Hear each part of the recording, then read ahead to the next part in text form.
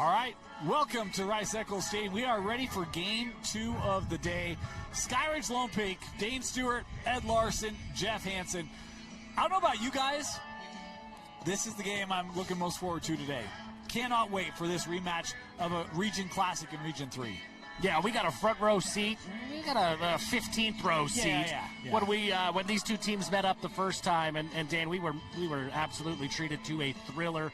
Goes into double overtime. You know, Lone Peak feels like they left some out on the field that day. You know that Skyridge feels like they found a winning recipe that day.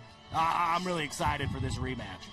There are a couple streaks at risk in this game. We'll talk about that. Some interesting notes. Let's start off with Skyridge. Fantastic year for the Falcons. Coach, this has been a program that under Coach Lehman, now under Coach Hem, has continued to be one of the top programs in the state. When you look at this program, kind of what have they become to know? What have they become? Words are I don't know tough. what I'm trying to say. Sometimes words People are tough. know what Skyridge. Hey, we need another Diet Coke. What makes Skyridge so consistently good here in the state?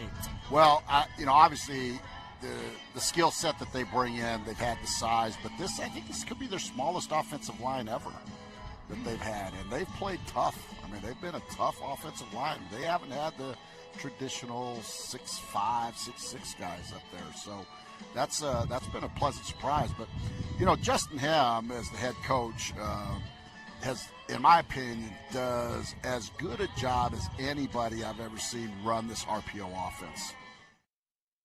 It's a stretch on your defense that makes you have to adjust to inside zone, quarterback keep, back in the flat, or tight end in the flat for the ball. And then when you overplay those things, they do a great job. Look for his pass game to hit the seams. Like they when they go down the field, like they'll hit some wheel routes, but those seam routes that you'll see with posts and verticals, when he gets you coming up and sneaking in there, look for those passes to come up into the seams. But he does a great job offensively with in their scheme. So a lot of guys incorporate RPO, they're all in. I mean, this is who they are. It's their identity. And they put so much pressure on you that it becomes very difficult to cover, especially when you have a quarterback that can run. Well, that's what I was going to say. So last year, Kenan Sweetwine, I've heard about this kid since he was a freshman. I've been excited to see his development. Last year, he was playing for Skyridge, and I think there were some opportunities for him to develop in his game. This year, you see it's like he has developed. And, Jeff, I think his skill set, the ability to run, like Coach Larson's talking about, mixed with that RPO game, is what's really allowed this Skyridge offense to have the success it's had this year. Yeah, Kenan has flourished this year. I mean, he's playing the best football that he's ever played, and you can see it in the results, right? I mean, Skyridge has had a fantastic season. I think his mentality is what has been maybe most impressive to me, because we saw him last year. We have heard a lot about Kenan Sweetwine for a long time, and last year when some interceptions happened or he was met with some adversity, he got a little more timid. He was a little bit, slower on his reads. Even those RPO reads, he was a little bit slower to pull the ball, and you could see defenses kind of figure him out a little bit. This year, it doesn't matter what happens. Kenan Sweetwine is playing with this confidence and this swagger that I think is infectious, and the entire team has kind of followed that lead. You mentioned that offensive line. It is maybe the smallest offensive line that Skyridge has ever had, but it maybe is the most potent rushing attack that they have ever had because of the way I think that the quarterback plays, that he is willing to go out and do everything he needs to do to win. He is putting his body out on the line, and when things go wrong, when there's a pick or a fumble or whatever, he just gets right back on the horse and keeps going, and that's infectious. And you see it with a guy like Lincoln Tahi. You see this smaller than average Skyridge offensive line. They just play differently up here, and you see it in the results at the end of football games. You mentioned that pair, Sweetwine and Tahi, in the regular season matchup. It was that duo for Skyridge that was the difference, especially late, Jeff. What is about Lincoln Tahi that garner so much respect from you in this Skyridge ground game? I love the way that he plays the game. It's a really unselfish style of football. He doesn't have to have 25 carries a game. and he goes at his highest gear as soon as he touches the ball. It doesn't matter if he's running the ball or catching the ball. He's also the leading receptions guy on this team for Skyridge. He does a little bit of everything, and he just loves football. He just wants to win. And so when you have a guy like that and you have the mentality of the quarterback and Kenan Sweetwine, those are two really dynamic leaders that they just love winning, and they love doing whatever it takes to win. So you see a lot of winning plays. I think that the leadership that each of them bring is what the rest of this Skyridge offense has followed. I think part of what has made Skyridge so difficult is their offense tends to be electric, but their defense flies around too. They are big, they're physical. It feels like that's kind of the MO of Skyridge defensively over the years, Coach, yeah? Yeah, no question. I mean, they've had a ton of great players over the past few years that played on that defensive side of the ball. They make you have to game plan, whether it's a defensive end rusher or a linebacker. Make sure you got your eyes on those guys because they can put pressure and disrupt rather easily.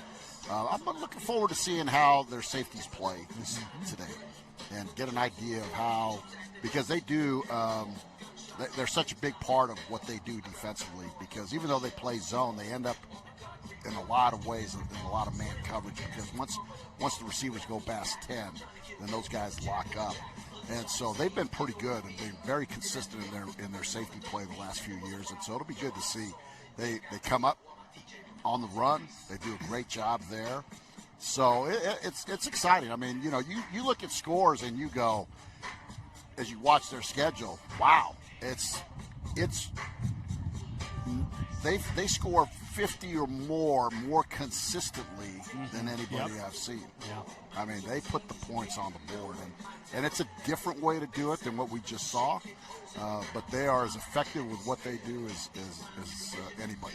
Briggs Parker, 3 interceptions this year. You talk about their secondary play, but they've got a linebacker who's just looking for an opportunity and smack you. That was a smack. You know what I'm We trying heard to it. do. Boom! Hold on. Coons. There, yeah, we heard it. Griffin Coons, you know, every year it seems like we get to Rice-Eccles and there's a guy that I'm ready to put on a pedestal and start begging college coaches to offer him. A few years ago it was your guy, Kenan Sweat, that it was like, what has he not shown that college coaches aren't seeing? Offer Kenan Sweat. It's Griffin Coons this year. I don't know what more this guy needs to put on tape that college coaches are looking for. He is everywhere on this defense. He gets into the backfield. He's really patient and disciplined. He fits his assignments really well. He plays really well against the run. He's the leading tackler with 84. He's got 12.5 tackles for loss. He's got 3 sacks. He's got a pick. He can play coverage. He does everything really, really well, and he just keeps going. His motor never stops. He is in my mind, he's the nucleus of this entire Skyridge defensive attack. They've got excellent edge rushers and Harvey Moei, the safeties you talk about, they lock in, and there's some ball hawks back there. For me, it starts with the attitude of Griffin Coons. I think he is. I think he's everything that a coach wants in a football player. He just wants to play football, and he does it at such a high level.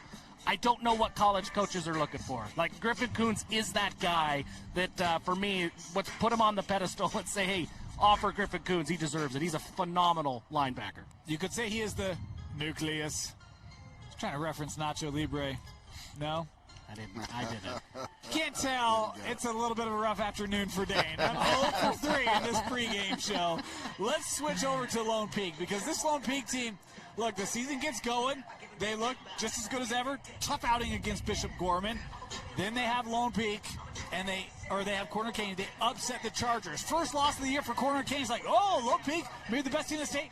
They don't win another region game. Injuries absolutely decimate Lone Peak in region play. They had a bye in Week 10. They have a first-round playoff bye. And, Jeff, I mean, against Davis, it looked like the Lone Peak that we saw early in the year. What do you expect out of Lone Peak today? Well, I think there's Lone Peak, and then there's a healthy Lone Peak. And those are two different things, because that Lone Peak that we saw during the back half of the regular season, they were dealing with some injuries, especially up front. Tipa Galliai missed some time at one tackle. Muytalo misses time at the other tackle. They're missing Kepa at quarterback. They were dealing with some injuries. They're all back.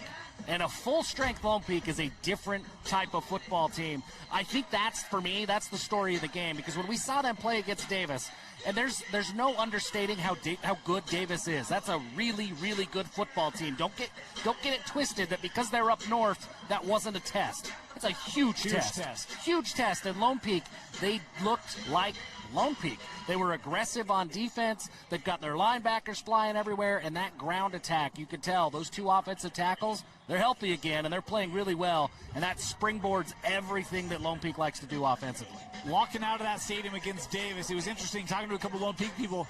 Their message was very simple. A healthy Kepa makes a difference. Yeah. His stats are not going to wow you because he's not played a lot this year. But that Davis game, he looked fantastic, was accurate with the football, was very good in the ground game. Coach, when you have a quarterback who's experienced like Kepa is, he started it out as a sophomore, made it to a semifinal, was Lone Peak last year, Lone Peak this year. When you've got experience who can run and throw, how difficult is that as a defense to try to match up against? Yeah, you're always going to have that problem with that running quarterback. I got to see firsthand Kepa last year. We played him at the end of last year in our region. And I think, my gosh, I don't think he missed a pass. He was unbelievable. And had a terrific game. And he got kind of knocked out towards the end of that game a little bit. But for him to come back, have a game under his belt from last week is going to be so critical for what happens today. To keep his confidence going, to continually make the throws that he needs to make. It'll be interesting to see how he comes out, because it's one thing to play in the quarters. It's another thing now to play the team you've played already once, even though he hasn't. Yeah. He didn't get to play against them. But now we're going to see what he's made out of as he comes out, and I think if he can do what he's shown in the past, he could be the X factor here. And it's kind of crazy to say that about a starting quarterback, right, but he's like not known yet really this season. When I talked with Coach Brockbank last week, he said, hey, how big is it to have Kepa back? He raved about the mentality and attitude that he brings to the huddle. And he said, hey, look, our entire team now is more confident because you've got Kepa. Cruz was fantastic. Cruz Christensen played really, really well. But Kepa, especially in November, for whatever reason, that's when Kepa brings his best football, is in November. He brings a kind of swagger, a kind of credibility in the huddle that it's hard to match, and it's hard to understate how important that will be for Lone Peak. And this Lone Peak offense, look, they've got Kepa there. They've also got a couple of very capable backs, Tate Barney as well as Sean Tahi. Barney was starting early in the year. They've mixed Tahi in as the season's gone on, and that duo, they're each averaging 5+ yards per carry, and they each have found the end zone multiple times. And then you mix in the Pulas, Jaron and Kenan on the outside. I mean, this is a tough matchup. I don't know how you try to limit the Pulas. I've made this reference. It feels like you've got 2 cheat codes on the offensive end for Lone Peak. I don't know. Healthy offense, it's a pretty complete package for Coach Brockbank. It is. There's a lot to work with, and I love the Pulas. I love watching them play because each of them, they look the same, but they do different things on the field. They are 2 very different weapons. Jaron can beat anybody on any play at any moment, and he had a huge game against Skyridge when these two met a few weeks ago. And then Kenan is more of that underneath guy. He can beat you over the top, too, but he doesn't have to. And so you kind of have this pick your poison. What do you try to take away from Lone Peak? And when that ground game is going, with Tate Barney especially, man, he was good against Davis. When that ground game is going and you have to cheat up and you have to make sure you're not getting gashed on the ground, those Pulas, man, they will beat you again and again and again. And if there's one thing I know, the chemistry between the Pulas and Kepa may not have played for most of this year. That chemistry is special. They'll find each other.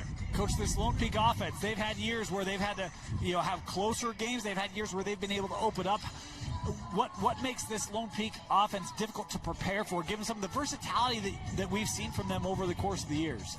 Yeah, well, this year's first time they're going to have those 2 threats outside. I mean, they've always had an occasional threat here and there. Mm-hmm. The key that they've done so well in the last few years, what I'm going to be interested to see is if and how they use their 2 tight end sets.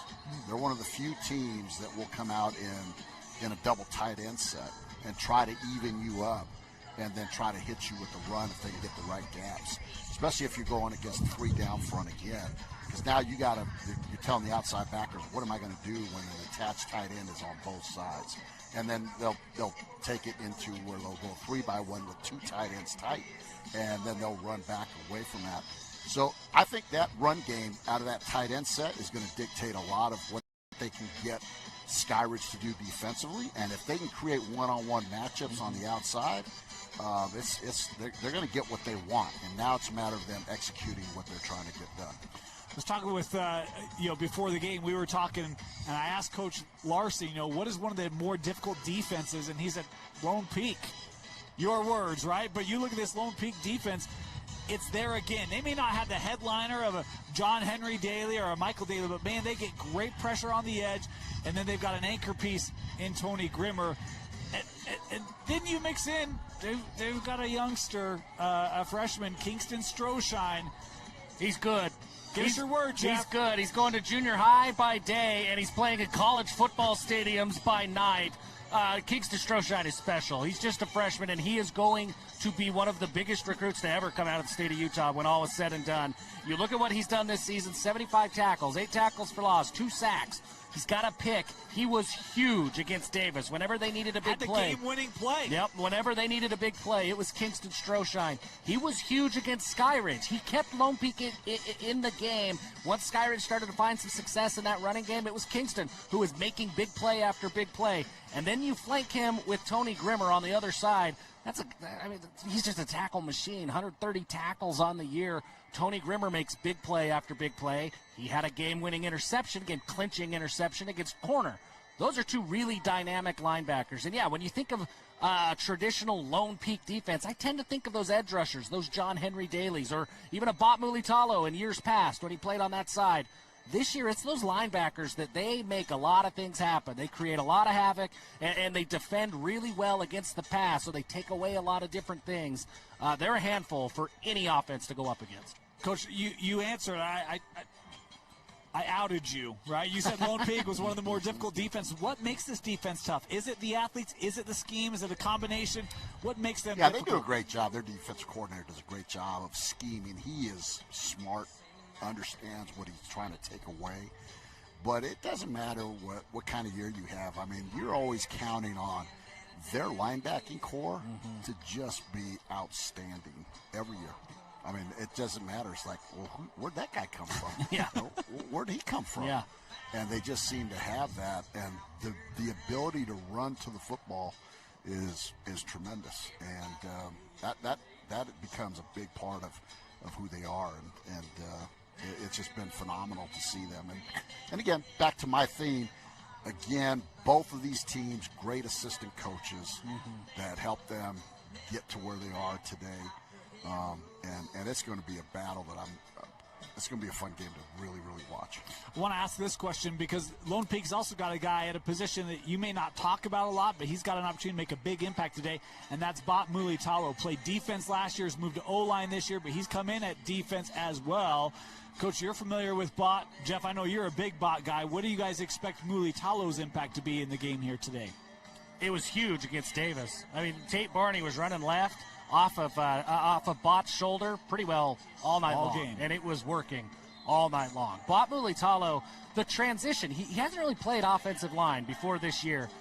That transition shouldn't look as easy as he has made it look. Of just like, hey, I think I'm going to play tackle and I'll play it at a high level. And everyone's like, yeah, I don't know if you can do it. He's done it. And he's made it look super simple. He makes tackle look like I make a burrito look. It's just super easy. They just happen. And Bot, I'm impressed by his technique. You could tell, speaking of good assistant coaches, Gary Pay's got a long list of tackles that he's worked with, and they tend to be pretty darn good, particularly his sons, right? I mean, he knows what he's doing with that offensive line. You can tell the Bot has soaked all of that in, and he's a lot more technically sound than I would expect for a guy who's really playing his first year at offensive tackle. And then you just factor in that he's just bigger and stronger than most guys that he's going to go against. When he is engaged, he is as tough of a tackle as there is really in the Western United States. He's had a phenomenal season, and I think that assistant coaching that he's getting from Coach Pay, that's helped him a ton this year. They brought him in on defense in key moments against Davis, and he continued to make plays on the defensive side as well. I don't know how often we'll see that today, but Coach, when you were, had your Lehigh boys going up against Lone Peak, how aware of you were Muytalo on the defensive end, and how would you try to limit his ability to make plays? Well, unfortunately, he didn't play against us because he got that injury. Oh. So we were thankful. not that he got hurt, yeah, but that we didn't have to size him up. And I think the key with him is going to see, and I think Bart is definitely smart enough to handle this. Sometimes you can overplay your hand on a two-way player, and you can take away his game overall effectiveness if you play him too much two ways. And so by doing what they've done in the past, which is periodically put him in situations where they need him, is the key for them to be able to do it. I know that he made the switch because supposedly he didn't have the foot speed that the big boys were looking for necessarily, and as an offensive lineman, they're going to take him, right? Well, he's showing. You're going to see some foot speed here out of him. That's, it may not be what they want, but it's more than enough to cause some havoc. I think what's been so impressive for me with Bott this year is really his conditioning, because he does go both ways now. He doesn't take plays off. He used to play 3-4 reps at that defensive end spot, and then he would, go take some plays off. He doesn't get that anymore. He's on the field all the time, and we saw at Skyridge going into double overtime, and he was playing on a bum leg that week, and he continued to produce. He is playing at a different level. I'm curious because you guys both talked about Skyridge's ability to run the football, how impressive that's been this year. You talk about this defensive front for Lone Peak. It felt like it got worn down in that regular season matchup. How do they try to limit the effectiveness of the Skyridge ground game here in this semifinal today? Well, personally, I just think they're going to have a game plan on who they're going to take away. They're going to take away the running back. They're going to take away the quarterback in that zone read scheme. And it'll be pretty evident to see what they've decided to do, and then they'll continue. And then they'll mix it up a little bit, and that's what you got to do with these RPO teams. Is you got to show them a little leg, and then you got to take it away.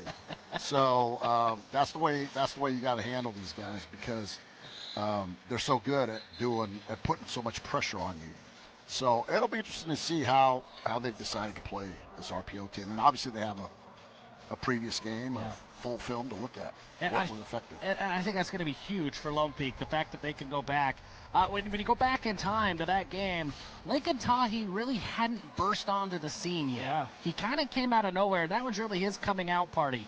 So certainly Lone Peak knew he was there. They were accounting for him in some form or facet. I think they were a little bit surprised by how much of a role he played in the passing game, that RPO game. He ran the ball really well. If I'm Lone Peak right now, I'm saying, okay, he beat us. We're not going to let Lincoln Tahi beat us again. We are going to force Kenan Sweetwine to make decisions and hope that you speed up his brain, and then he can capitalize with all your playmakers in the back end of that defense.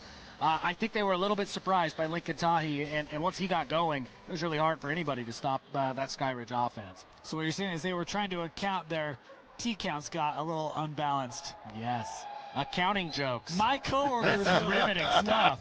My coworkers will love that one. They will love that one. So let's dive into. We're going to take a quick break here. Let's take a quick break. We'll be right back. We'll come back with keys and then our picks. You're watching the 6A semifinal preview show on KSLSports.com.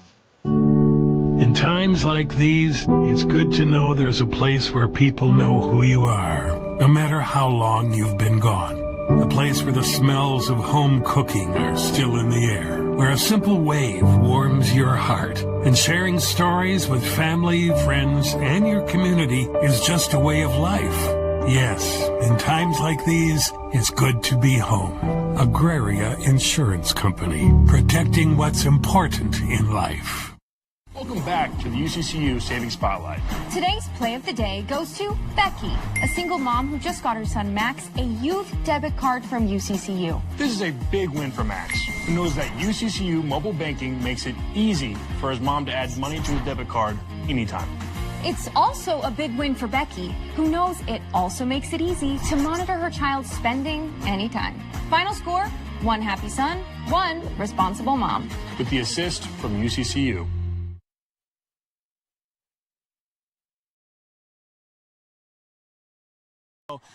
Look, This is going to be a really fun game. We talked about the regular season matchup, double overtime. That was actually a game where Lone Peak is driving to kick a game-winning field goal. They throw an interception late. It goes to overtime. And then the ground game of Skyridge able to win it in double OT. We talked a little bit about some of the running game, how Lone Peak tries to deal with Skyridge. But, Jeff, talk to us about your keys in this matchup, what you're going to be looking for here this afternoon. For me, the key is one guy. There's a lot of guys that have to enable this key, but Tate Barney. He didn't play that first game. And Tate Barney is a difference maker. He's not only really good at that running back spot, he is big, he is physical, he is tough to bring down. He's the kind of guy that a defender doesn't want to tackle because it hurts to tackle him as much as it does to get tackled, right? I mean, he's just a bruising tailback. I think having him back and having those offensive tackles healthy, I think that's a big difference maker. And we saw against Davis that when Lone Peak gets that ground game going, they can continue to lean on that. It's really hard to stop that once they get confident and get that momentum. I'm looking for Coach Brockbank to establish Tate Barney in that Lone Peak run game early on. Coach. Yeah, I think that's going to be the key is Lone Peak's run game. If they can establish it, that's going to be great. But the guy I think is the key, in addition to that, is going to be Kepa. Because how does he play? He didn't play against them. It's been a year since he's played against them. He's going to get this opportunity in this environment. He's played well. And if he can bring anything close to his A game, I think he becomes that like I talked about earlier, that X factor that they didn't know about or see before. I think Lone Peak's seen what Skyridge can do. Skyridge is now going to play for the first time a Kepa-led offense. And I think we'll see how that materializes. I think that's going to be the key for that. I'm going to be interested in watching. I like those. I'll add one more player, and it's Kenan Pula. You know, if I think about the first matchup, I think there were some throws underneath that he dropped, and I think he'd love to have other opportunities of those. Jaron had a couple over-the-top balls, but if you can get Kenan on some of those crossing routes and underneath routes, can open up the top, also can make the defense stay true to get that ground game going. I think if Kenan is able to make some plays today, Kenan, my apologies, if he's able to make some plays today, that can open up a whole bunch of other stuff. If there aren't those plays, then it becomes easy to kind of tee off on one or the other, take some of that away, and it maybe doesn't allow Lone Peak the roundedness that they're hoping for offensively. I think Kenan Sweetwine's got to have a day for Skyridge. This Lone Peak defense, if they can get pressure on him, like he can't get rushed and flustered and turn the ball over. I think he's got to make really good decisions. He's got to play a solid 48 minutes today for Skyridge. The decision-making of Kenan Sweetwine is going to be big, and then going onto that Skyridge side, Harvey Moai is a really, really good player. He's committed to Arizona. He's a Big 12 commit that we don't really talk about very often. He has a huge role in this game. When you look at the run game at Lone Peak and what they're going to try to do, especially with Kepa and how they'll run some of those RPOs, he's going to be put into the blender at that defensive end spot. He's going to have to make good decisions. He's going to have to stay really disciplined. He's got the talent to make game-changing and game-winning type plays. I think he's going to need to make several of those today. Anything you're looking for from Skyridge, Coach? Yeah, I mean, I think, can they consistently put up the points that they have? Yeah. And if they do that, that's going to put a ton of pressure on Lone Peak to try to stay and match it up. It may force Lone Peak to take the air out of the ball and just let's run this thing, keep them off the field. So I'm interested to see how well Skyridge starts the game off and what happens from that viewpoint, because I think their offense will dictate a lot of what Lone Peak does. A couple of contextual notes. Huh? Is that another banking term? It must be. Okay. All right. Ben Wyatt tried these jokes in Parks and Rec. And All right. Hey, here's a few little tidbits about this matchup that I think are interesting.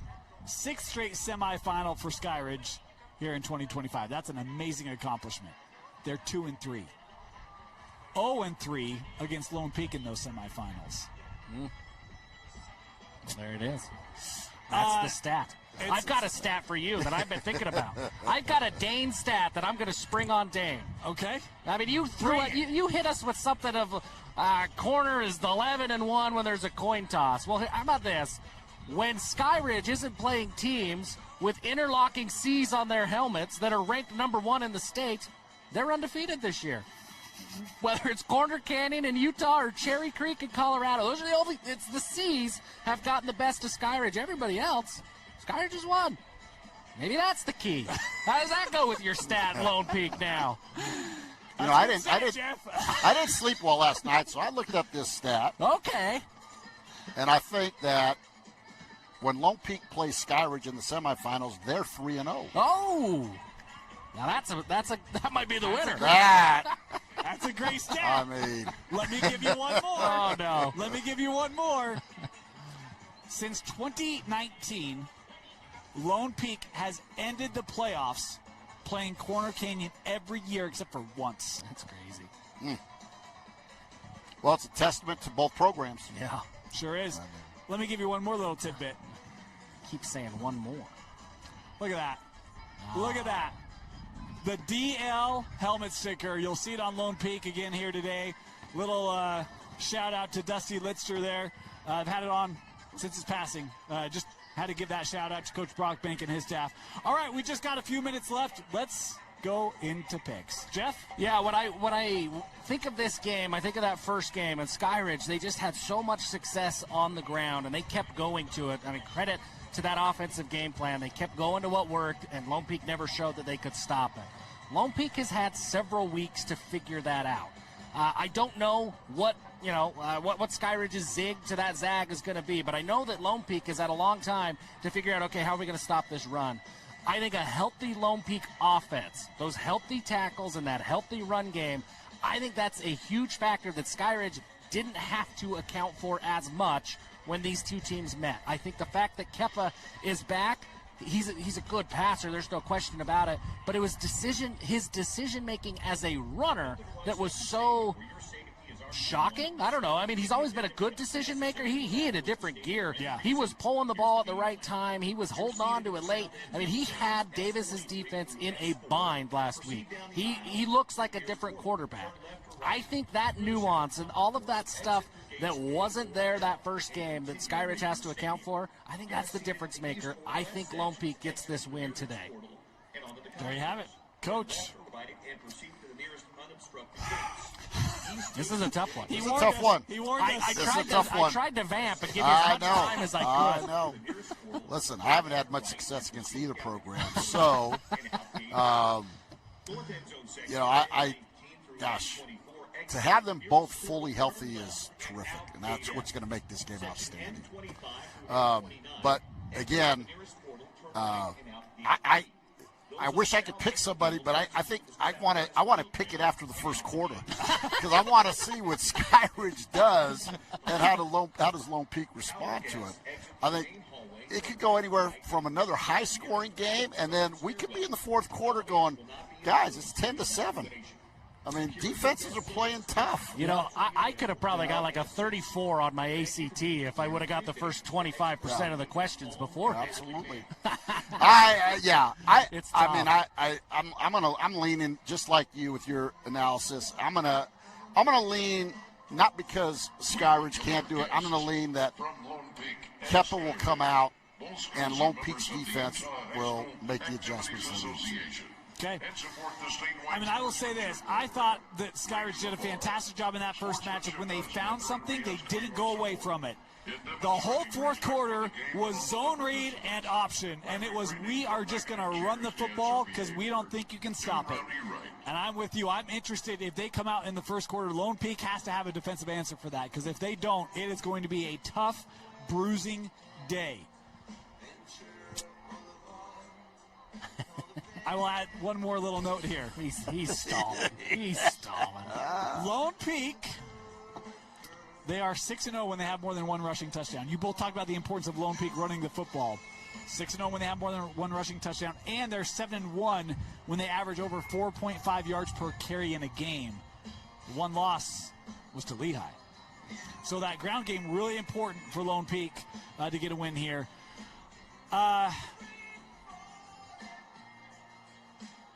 This is going to be tough. This is really tough. I think that this shows. Are we trying to kill 5 minutes here? What are we doing? No. I'm just still thinking. I'm going to go Lone Peak too. I think you've got a couple of guys that Skyridge didn't see, but I do think we'll learn very early if Skyridge is able to establish that ground game. And if that's successful as it was in the second half. Lone Peak had an opportunity to win that game in the regular season. They let that slip through their fingertips. They're healthy here.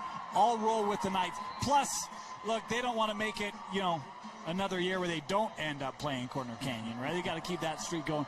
Streaks for both these two programs on the line in the semifinal. Were you going to say something? Special teams played a role in that first game. It did. There were some blocked field goals. There was a missed PAT, if I remember right, a couple missed field goals. I'm looking at the wind. It's kind of getting swirly in here. Special teams, given how tight this game is expected to be. I mean, look at us all trying to make picks. This is hard. Special teams could play a big role. Griffin Coons may be big, too. We talk about Lone Peak running the football. Like, if he has another 15, 18 tackle day, that might be tough for Lone Peak. There you have it. I mean, as you can tell, we have no idea where this game's going to go. That's why we're so excited for you. You ruined my ending. Had you picked Skyridge, you had it. I agree with both these guys. You can still agree with us. Make us feel good. No, I agree. Well, I did agree with us. I almost went there, Coach. For me, it was really just probably like Lone Peak has had the answer in the semis against Skyridge. 3-0. And they always end up playing Corner Canyon in the playoffs. So it's like, right? You learn from history. There you have it. This is going to be a great game. We cannot wait. Lone Peak Skyridge set to kick off here just a couple minutes away. Stick around for halftime and postgame. We'll have analysis, breakdown, and other things to watch for right here on KSLSports.com. Kickoff coming up just a few minutes away. Stick around for the 6A semifinal.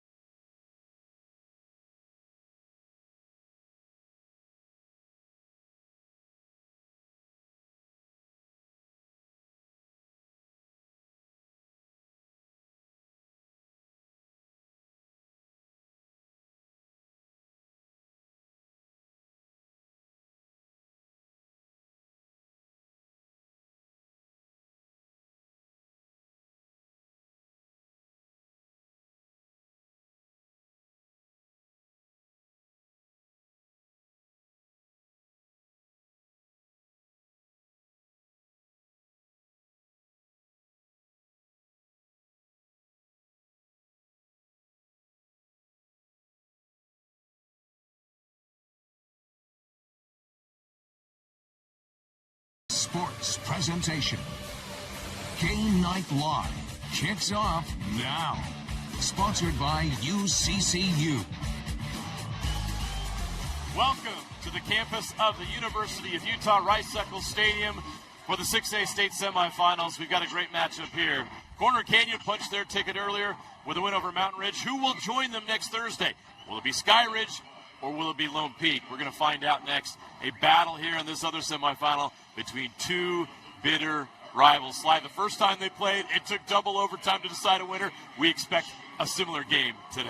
Oh, absolutely. This is top-tier talent in this football game. Absolutely equal as far as talent and skill level in here, so we're expecting a really good football game. Can Lone Peak handle their discipline issues, right? We covered that Bishop Gorman game, and they were a little loose. Very talented. Should have been in that game against BYU, or against Bishop Gorman, but they let it slip through their fingers because of discipline issues. Had they cleaned that up to punch their ticket into the state championship game against Corner Canyon? Or can Skyridge come in here and have a great rushing attack with Camille Sweetwine and the rest of the boys and make it happen? I'm very excited to see how these guys come up from that double overtime game. You know, I know Lone Peak is going to want some get back from that game, and so see what they can do in this football game. One player that didn't play in that game was Kepanime Tolu, the starting quarterback for Lone Peak. He was injured. He is now healthy, so it'll be interesting to see if that is a factor. Let's introduce you to the third member of our broadcast crew down on the field. She's working the sidelines all afternoon. Kayla Kiesel standing by. Kayla. Yeah, guys, Lone Peak and Skyridge are back for more. As we know, these two teams are not strangers, and let me tell you, as I've been down here on the field the last hour or so, the tension has been so high, and we can only expect an absolute battle. For Lone Peak, this is an opportunity to flip the script and prove that loss does not reflect who they really are as a team. For Skyridge, it's about showing that win wasn't a fluke and that they can do it on an even bigger stage. And tonight, with a rivalry that has fresh wounds, you cannot predict the script. The stakes are high, and this will absolutely be a battle. It is going to be a battle for sure. We expect nothing less. With a spot in a state championship on the line, on the turf at Rice-Eccles Stadium. Familiar territory for both of these programs. Nothing new. Lone Peak's trying to return to that state championship game and get another shot at Corner Canyon, a team they beat earlier this season. A 7-4 record this year, but one of those 7 wins by Lone Peak was against Corner Canyon. Skyridge got blown out by Corner Canyon. They would love to get another chance. They were not happy with their performance in that game. So one of these teams will get that opportunity. Who is it going to be? We're going to find out. We got 48 minutes to decide. So what I love about this is football, right? You got a team that has beat Corner Canyon, you got a team that lost to Corner Canyon, and they're equally matched, and you're just like, you don't know how that Corner Canyon game's going to go, right? No game is won before it's played. This game isn't won before it's played. I cannot wait to see the execution and the play calling, the strategy. We've seen it from Corner Canyon last game, the methodology that Coach Kerr uses in preparing and going after games is prototypical of how he operates and what personnel he has. How do these guys match up? How do they know their personnel? We know the Pula twins, absolutely terrific. Yeah. You got Muytalo, who's back, healthy, ready to take the helm here. And Lone Peak starts with the football here. How do they attack, man? They have a lot of weapons on offense. Are they aggressive up front? Do they want to methodically move down the field? Are they going to establish a running game? How is Lone Peak going to start this football game? How is Skyridge going to defend them? The strategy of football, we were talking about this at the end of the last game. Football nerds like us, we love stuff like this. I love the technical parts of it. I love how a game that could be a landslide, a team could be favored by 10, 20 points, and can be completely different by the way they execute. Skyridge won the toss. They defer. Lone Peak will start this game on offense, and they'll start at their own 20 after the touchback. Here we go. An emotional battle here on the turf between these two schools, the second meeting of the year.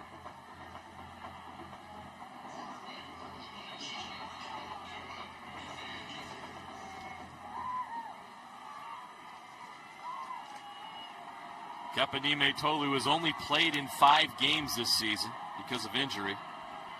695 yards passing, 8 touchdowns, 4 interceptions.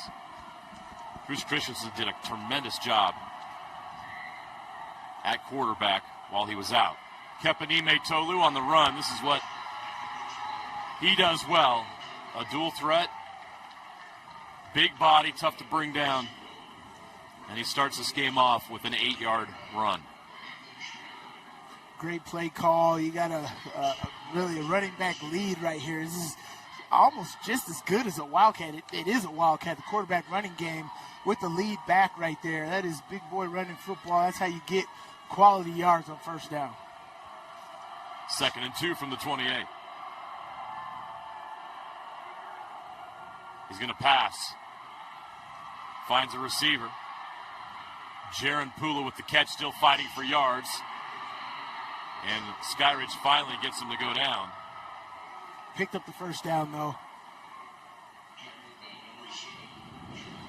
It's great. We talked about it yesterday and earlier today. When you catch those short passes, get upfield as much as possible. I know everybody wants to be Dante Hall, the X Factor, and kind of shifty around that, but there's no better tool than getting upfield and falling forward for those extra yards right there. Make sure they follow through on that for the rest of this game. 1st and 10 from the 30. Handoff.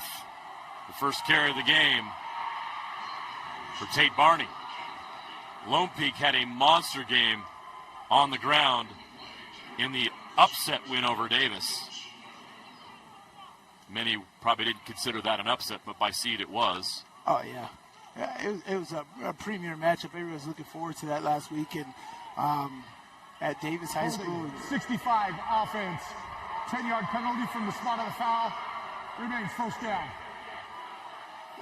Lone Peak hasn't had an easy schedule either. You know, they've tagged that, and they've had lots of quality opponents. From Bishop Gorman, Corner Canyon, Skyridge. That Region 3 is absolutely terrific, and even in the playoffs, I just felt like they played some of the toughest schedules that you will see across the valley, and they were just primed and ready for a playoff position. After the penalty, it's second down and 19. Catch is made by Pula again. Gets some of that back. This is the other Pula. Kenan Pula. The Pula twins have been a force for the Knights this year after transferring from Tipview. Yeah, both of these guys are electric, right? You just get them the football and watch them work right here. This is the designed receiver out, pretty much a wide receiver screen. The other receivers didn't even look. They just started blocking downfield, and it's good operation, good chunk play right there, making it second down and 8. The Pulas have combined for 1,300-plus yards and 18 touchdowns this year in the pass game. Muytalo flushed out of the pocket, will run, throws. An errant pass. It's incomplete, but the flag comes in late. They draw the penalty. Skyridge isn't going to like that. Oh, no, I don't know. That was a dangerous pass, and it was I don't know almost if caught. I like it. It was a terrible pass. He had another guy that was open. It was a little shorter, but the quarterback gets out of the pocket. That's kind of hard, but the ball was in the air. Pass interference, defense number 7. 15-yard penalty. Yardage results in a first down. You got to see if contact was made while the ball was in the air, because once the quarterback leaves the pocket, you should be able to push the receivers wherever you want. But when the ball is in the air, you cannot touch the receivers, and I think he just made contact a little early there. So after the penalty, Lone Peak moves up to the 47-yard line. Another handoff. Now Muytalo is going to keep it actually up to the midfield. Maybe they're going to push it back to 49.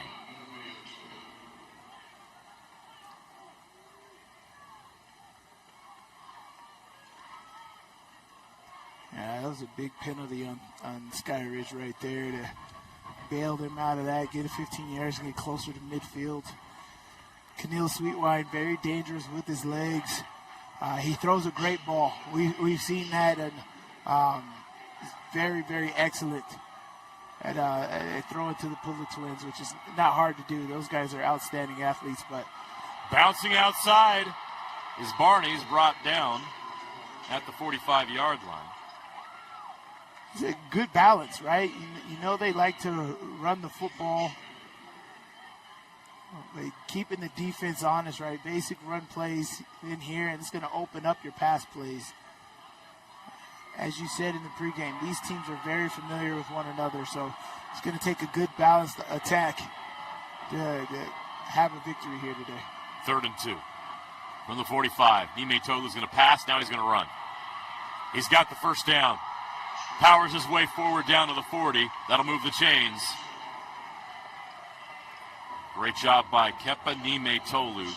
Right, and that's decision making, right? That's a great decision by Kepa right there, pulling that down and knowing where the first down marker is. It's like, okay, I can move to the sideline or whatever, but he got back north and south, fell forward, and picked up that first down.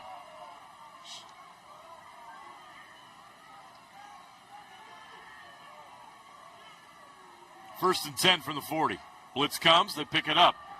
Muytalo throws downfield. Almost intercepted. Briggs Parker had a shot.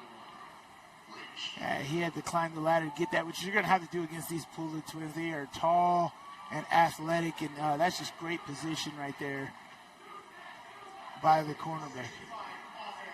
10-yard penalty, first down. And now the penalty is going to move him 10 yards back. Holding on Tate Johnson there.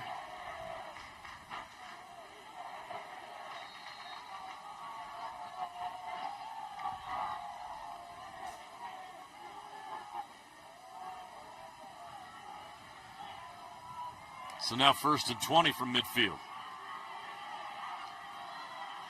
Muytalo keeps up the middle. Fighting for yards back into Skyridge territory up to the 45-yard line. It'll be second down and 15.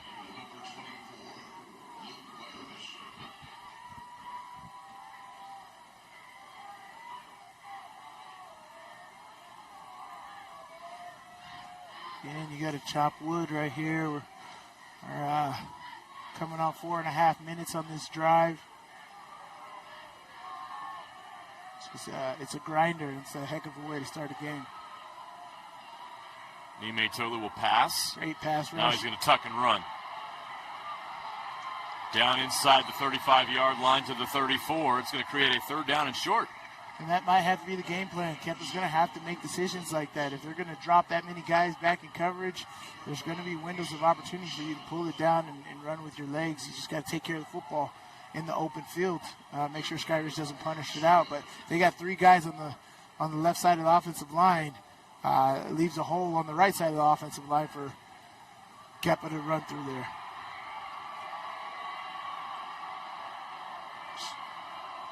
Under 7 minutes to go in the first. Hand off to Barney. Barney fighting for yards. Not going to get there. They do not pick up the first down. That Skyridge defense steps up. And now Lone Peak has a decision to make on 4th down. The analytics say go. Especially here at Rice-Eccles Stadium. Yeah, and I didn't read analytics. I was just guesstimating what they told you to go for it or for.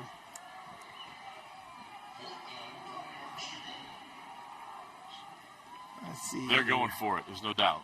Yeah, and this is obviously not you can't run the football here. So what do you devise here, right? Yeah, going with the truck. A tight formation here. So it looks like it's a truck formation, right? Trips bunch here, tight to the line of scrimmage. Muytalo rolls out. He's in trouble. Throws it up in the air. Caught! First down. What a play!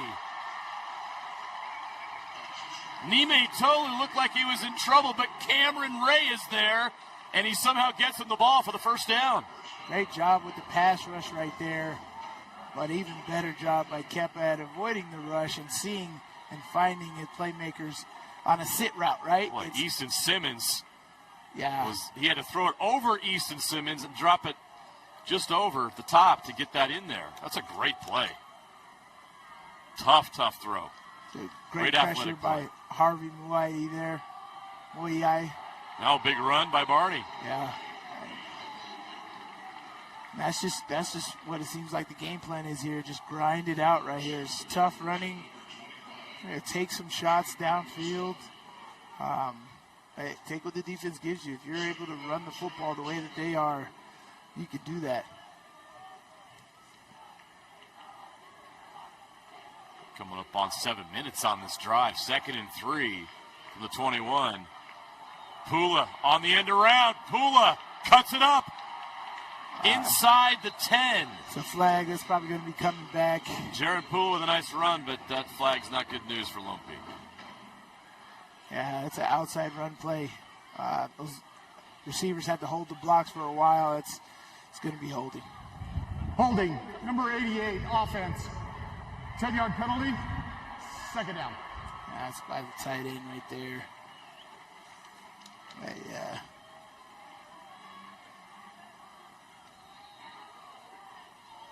Yeah, Cameron Ray, he got caught holding right there, but yeah. It's a great job by the defense at forcing the issue right there and making them hold you, right? You dive straight in there. If you're just accepting blocks, that's going to be a touchdown, but a good job by the defense at trying to penetrate that blocking zone and make that happen. Muytalo looking to the end zone. Pumps, pulls it back, sacked. Harvey Muyai. Harvey Muyai. Great job.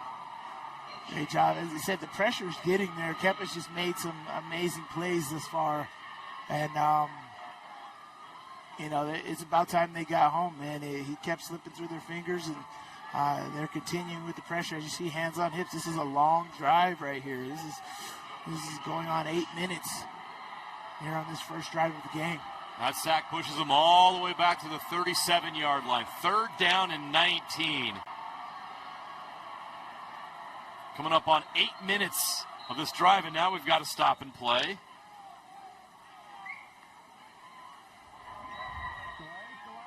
Illegal substitution? Delay game. Oh, delay game. Number 12. 5-yard penalty. 3rd down. This drive's going the wrong direction for the Knights.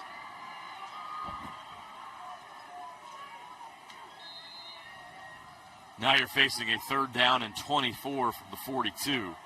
What's crazy about this is very daunting 3rd down, but they have the athletes to convert this. And you don't have to get it all here. No. They're thinking 2 downs here. Analytics tells you 2 downs. Catch is made inside the 30 down to the 25. They give themselves a chance now on 4th down. 4th and 7. And they're even in field goal range if that's an option they want to consider. Right. Yeah, this makes nice this play 4th here. and 7. Great sit-down route right there. Great delivery of the football by Kepa. But an even better job of getting upfield. Ledger Holmes, 17 yards on the catch and run. 4th down and 7 from the 25. Sean Tahi in the backfield with Muytalo.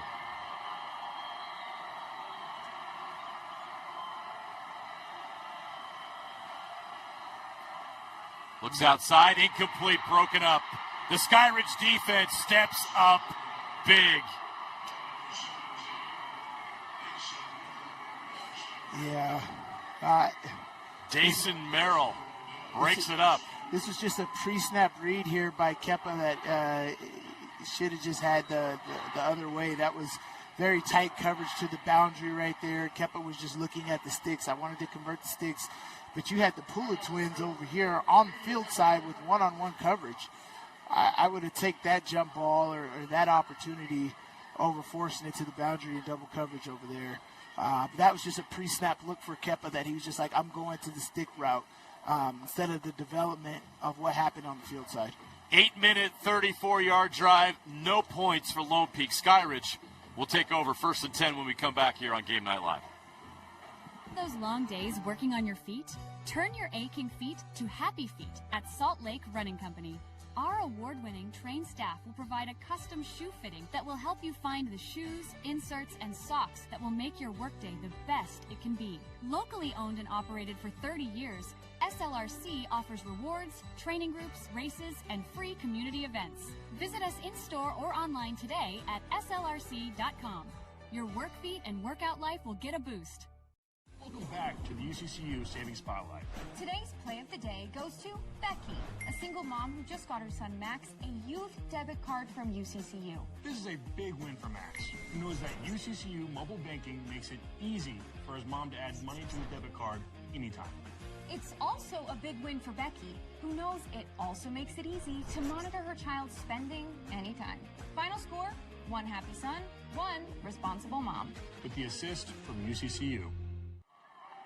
Thanks to UCCU for sponsoring Game Night Live. A tackle right near the line of scrimmage. You're going to get a yard on the play. Good job by Lone Peak. Lincoln Tahi with the carry doesn't get much. We've got a Lone Peak player that is injured. Hate to see this.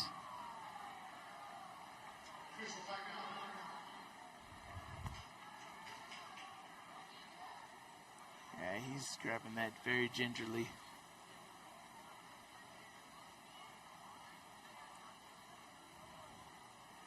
Oh, it's like Tag Zundel, number 0.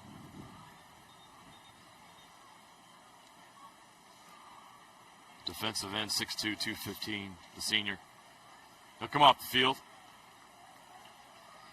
Hopefully he can get back out there. 2nd down and 9 from the 26. Keneal Sweetwine, the quarterback for Skyridge, the dual threat.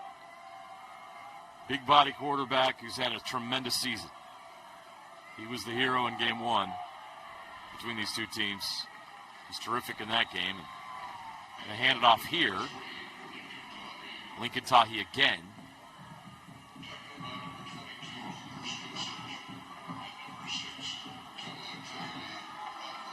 Good job here. It's a big 3rd down. We talked about this with that long drive that Lone Peak sustained.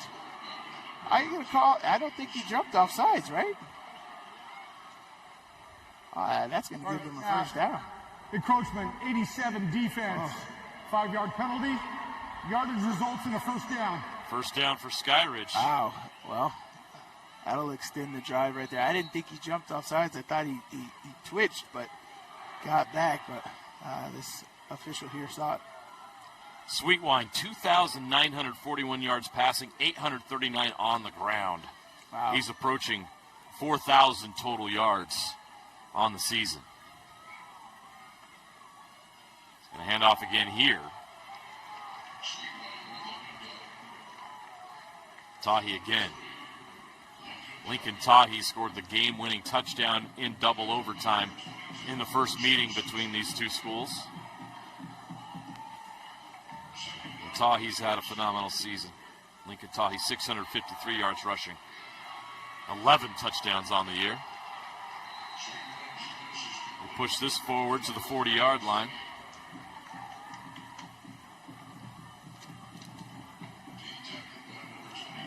Great screen pass here. Just get it out and open. It's really just a glorified running play right there. Yeah. With those offensive linemen, those dancing bears is what they like to call them. Out moving and blocking out in front of you. Now down, it's 3rd down and 6. Tahi has the pedigree. His father's Fahu Tahi, the former Granger legend, BYU star, and former Minnesota Viking, who's on the coaching staff. Sweetwine in trouble. Breaks away. This is his strength, but he can't get away. Completely taken down at the 13, at the 40-yard line by number 13, Justin Thayer.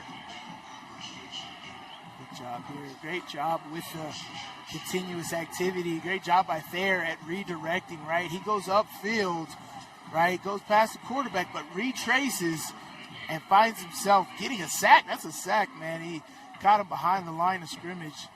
Good job by Thayer at having a good motor and keeping that thing going.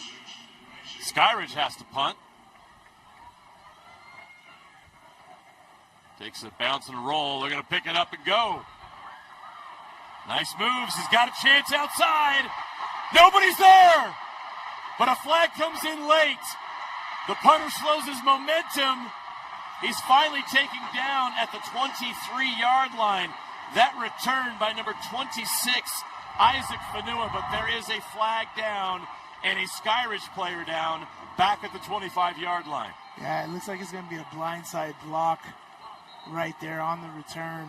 It's one of those you didn't need to do it. You could have did a basketball box out just to be safe because you're going to take away a great, great, great return.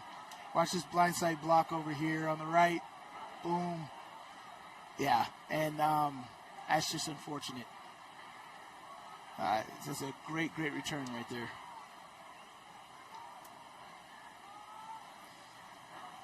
Timeout. Here. Media timeout. You're going to see this blindside block come in on your screen. Oh, it's already happened. Sorry.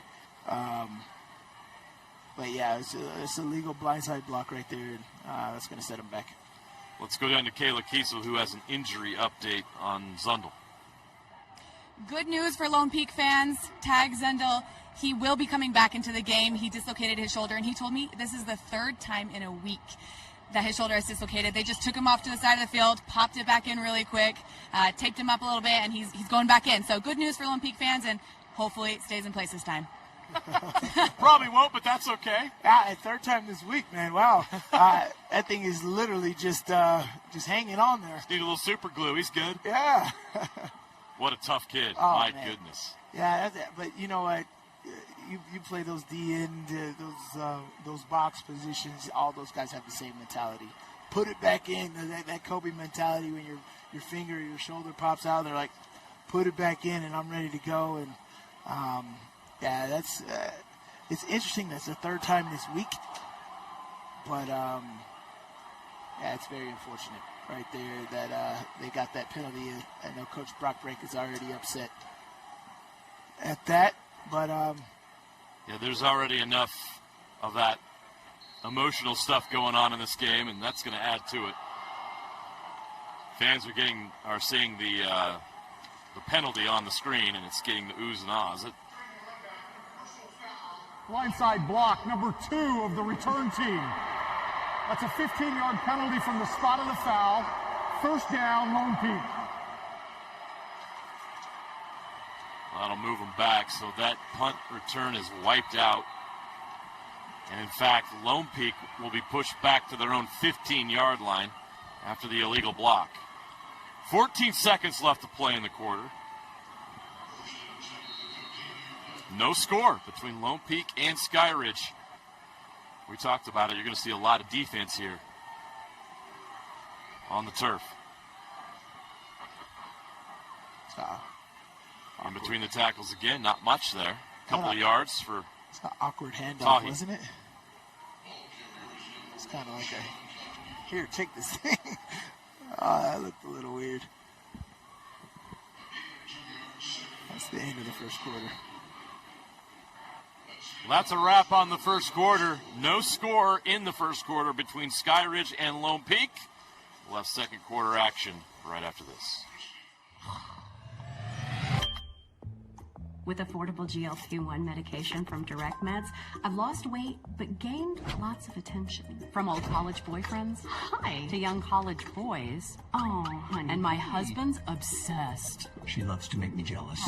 Well, as a woman over 50, losing weight was about as hard as getting my husband to cook anything but cereal. Honey, where's the milk? In your hand, babe. Oh. Visit directmeds.com today. Want to make out? Sure. Okay. Welcome back to the UCCU Savings Spotlight. Today's play of the day goes to Becky, a single mom who just got her son Max a youth debit card from UCCU. This is a big win for Max, who knows that UCCU mobile banking makes it easy for his mom to add money to a debit card anytime. It's also a big win for Becky, who knows it also makes it easy to monitor her child's spending anytime. Final score, 1 happy son, 1 responsible mom. With the assist from UCCU.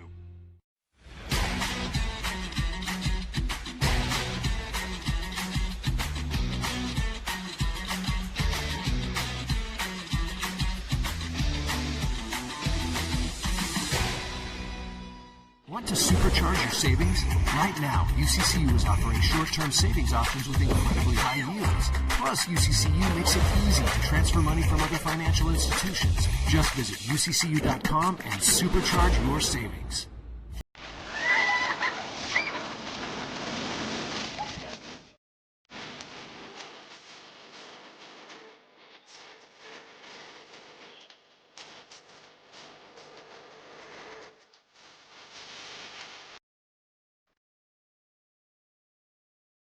In the second quarter, with Lone Peak facing a 2nd down and 8 at their own 17-yard line.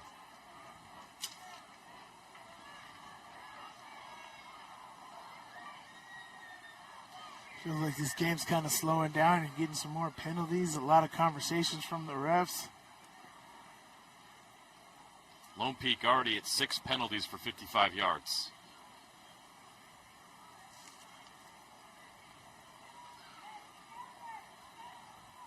Look at those first quarter stats. Lone Peak 77 yards of offense, Skyridge 10. That's duly because of this time of possession. Yep. Time of possession is wild. Skyridge picked up their first down off of a penalty from Lone Peak, so Lone Peak helping them out there. But, yeah, this has just been a kind of crazy first quarter grinder first drive there by Lone Peak, and they can apply some more pressure. They're going to make Skyridge have to break here.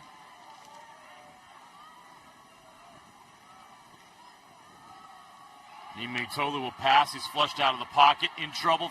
Throws it away. In trouble. Didn't throw it out of bounds, and it was in play, and made some Skyridge fans a little giddy, but they're not able to get to the ball. It's incomplete. Be 3rd and 8.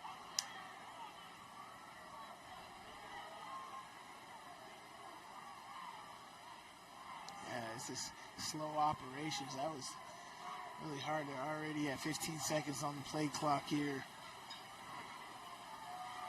Just getting that play out. Now 10 seconds here. Let's read the defense and make this go. 3rd and 8 from the 17. Muytalo will pass. In the pocket, takes a shot over the middle. He's there. Caught! Kenan Pula. And in Skyridge territory to the 36-yard line. And he had to wait for it. Honestly, rainbow arc. We've seen this in that Bishop Gorman game. They have this ability. The Pula twins, man, they both have this capability, right? But here goes Kenan Pula in the slot right there. So you're getting a post route on the safety. That's just one-on-one in the open field. They got elite stride. Their strides are both 6'3", 6'4" receivers. There's not many people that can keep up with that stride. 46-yard gain. Down to the 37. Muytalo cannot complete the mesh. Drops the ball on the turf and is going to lose some yards. So that's a setback for Lone Peak. But in good position here after the big play by Pula.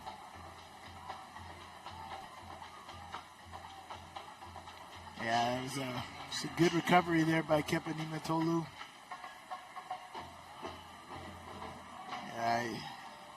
Just keeping that and keeping the drive going, because that very easily could have been Skyridge football. 2nd and 12 from the 39.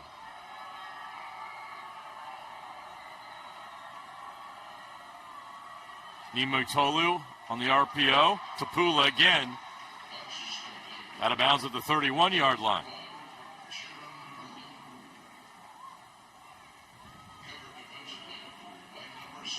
Yeah, elite receivers, both of these twins. Kenan Pula now 3 catches, 56 yards, well on his way to 100 yards in this game. And he'll play his college football on this turf. That's both what the I Pula like to twins hear, committed. baby. That's what I like to hear. Utah. 8-yard gain. 3rd down at 4 from the 31. They go to the run. Barney. Downhill. He had a big game against Davis. He continues it here up to the 23-yard line. That will move the chains. Yeah, this is downhill running right there. No mistake in there. Just straight running, not worried about nothing. Nobody's going to get this train off the track. Great job by Barney at going downhill and putting that pressure on that Skyridge secondary.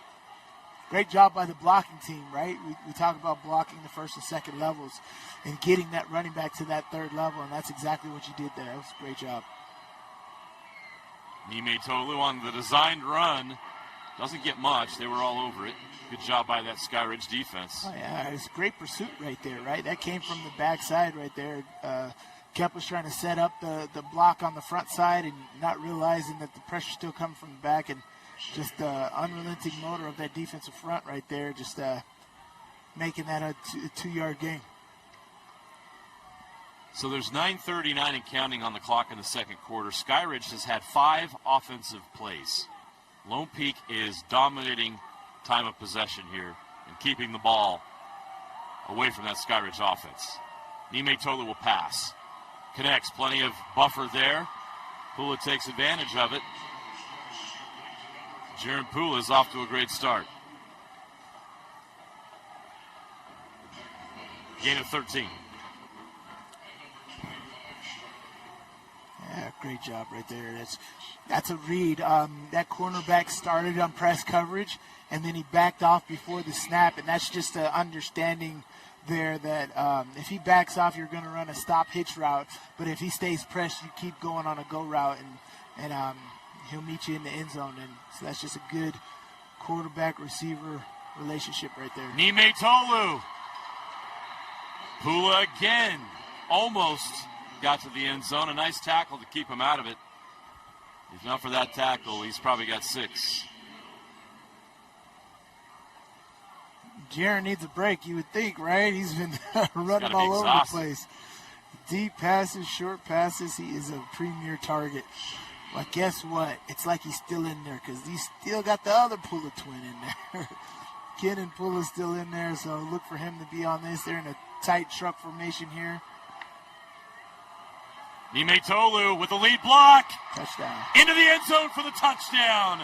The Knights strike first. Great block by Barney to get him there.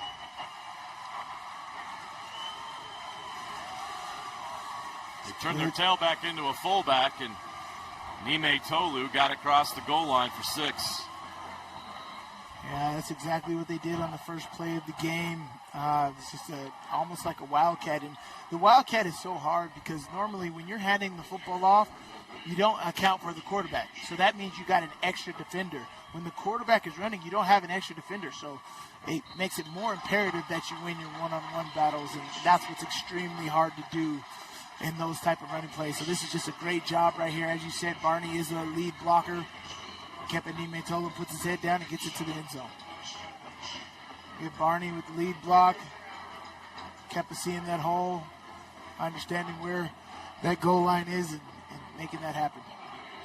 Barney, 210 pounds. Muytalo, 205 pounds. That's a big backfield. And they use that force on that play and on that drive. 10 plays, 85 yards in 3 minutes and 56 seconds. A lot faster pace on that drive than their previous.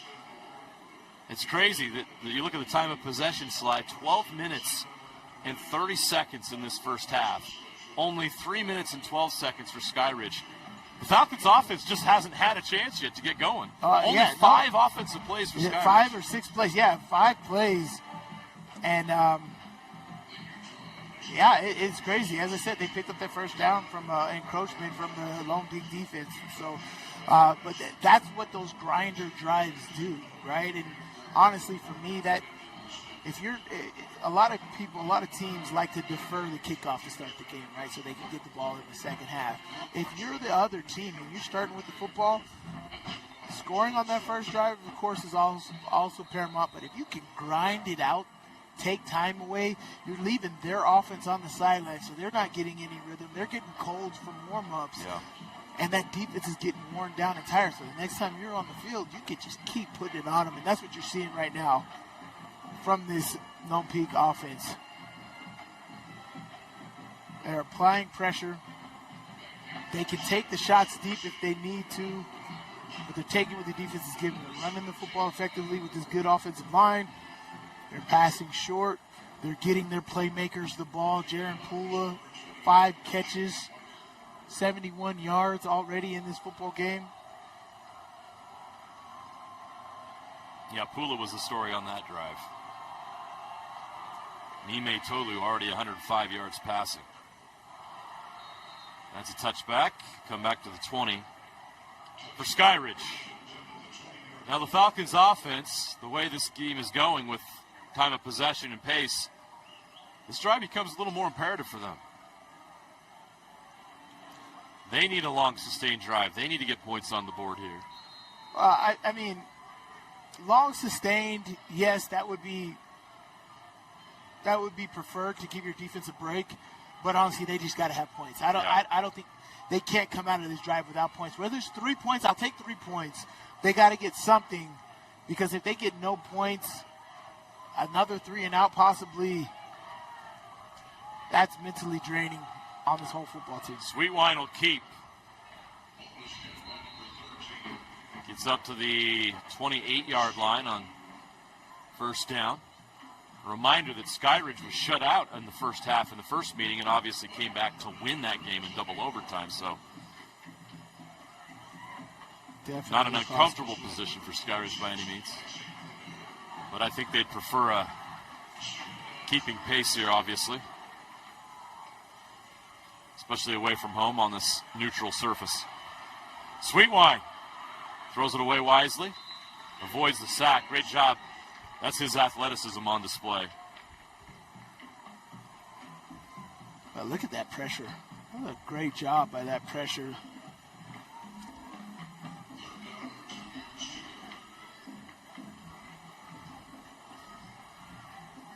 Coming out, forcing him to make that play. We all know Kenan Pula's one of the most athletic quarterbacks in the state. That's how you keep pressure on these athletic guys. You make them feel like you're coming from every angle and they can't breathe. And that's exactly what Lone Peak did on that play right there. Sweetwine again. Great run all the way near the 40-yard line up to the 39. Yeah, great job picking up that first down. So this is what they need. They got the chains moving now. Getting into a rhythm. Yeah, they are. You see a little bit of ball searching there by Lone Peak. That's the linebacker right there taking the wrong side of that block. You got to cut off the north and south and force them back into the middle where all the rest of your guys are. He took the inside track, and it was an easy block, and Kenan Pula just picked up big yardage. Tahi gets a couple. They're going to give him 3 yards on that carry.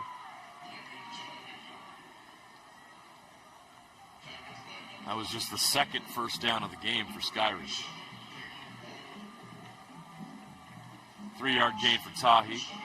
2nd and 7 from the 42.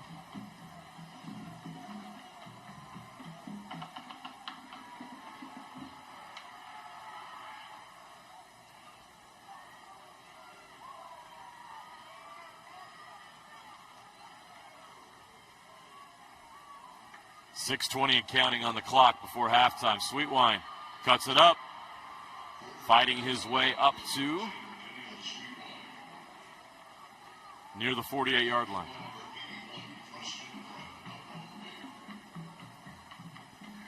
I like seeing these offensive coordinators calling their calls. It feels like the old baseball managers there. Tahi doesn't get there on 3rd and 1. He loses a couple. Great job by that Lone Peak defense. Yeah. Now you're facing 4th down if you're Skyridge. My analytics tell me to punt, but, you know, that's my analytics.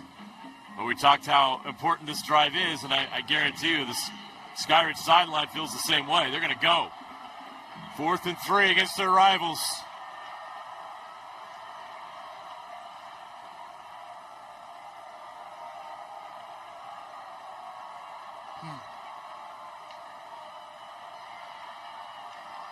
Yeah, okay, that was good. Try to get him to jump off sides. I like that.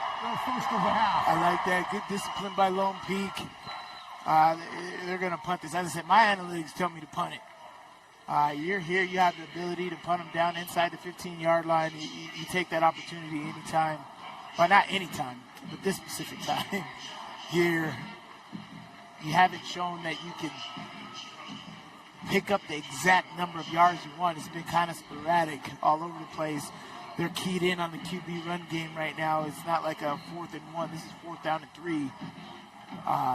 So some of your traditional, like, go-for-goal plays is not in play here.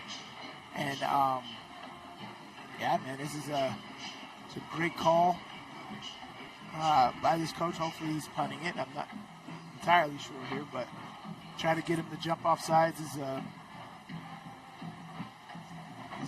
what you want to do. We'll take a quick break. It'll be 4th and 3 when we come back on Game Night Live. Bucket list hikes, local races, challenging adventures, that one goal that means so much to you. Salt Lake Running Company has the gear and expert advice you need to start and finish strong. You'll be crushing that goal before you know it. With our trained and knowledgeable staff, an award-winning custom shoe fit process, and the head-to-toe products you need, SLRC will gear you up for your goal.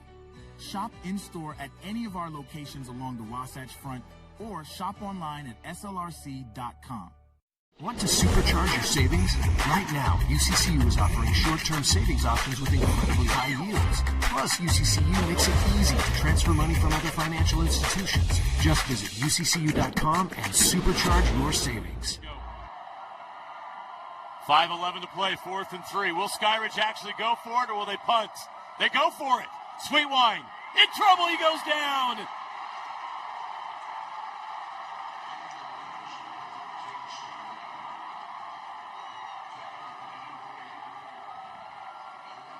Great job, great discipline.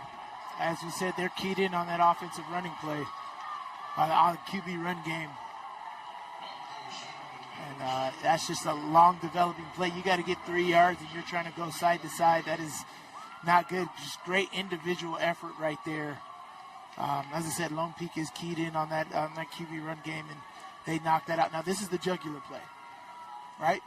You're on your opponent's 45-yard line. You take a shot at the end zone right here, right now. Tony Grimmer with the stop.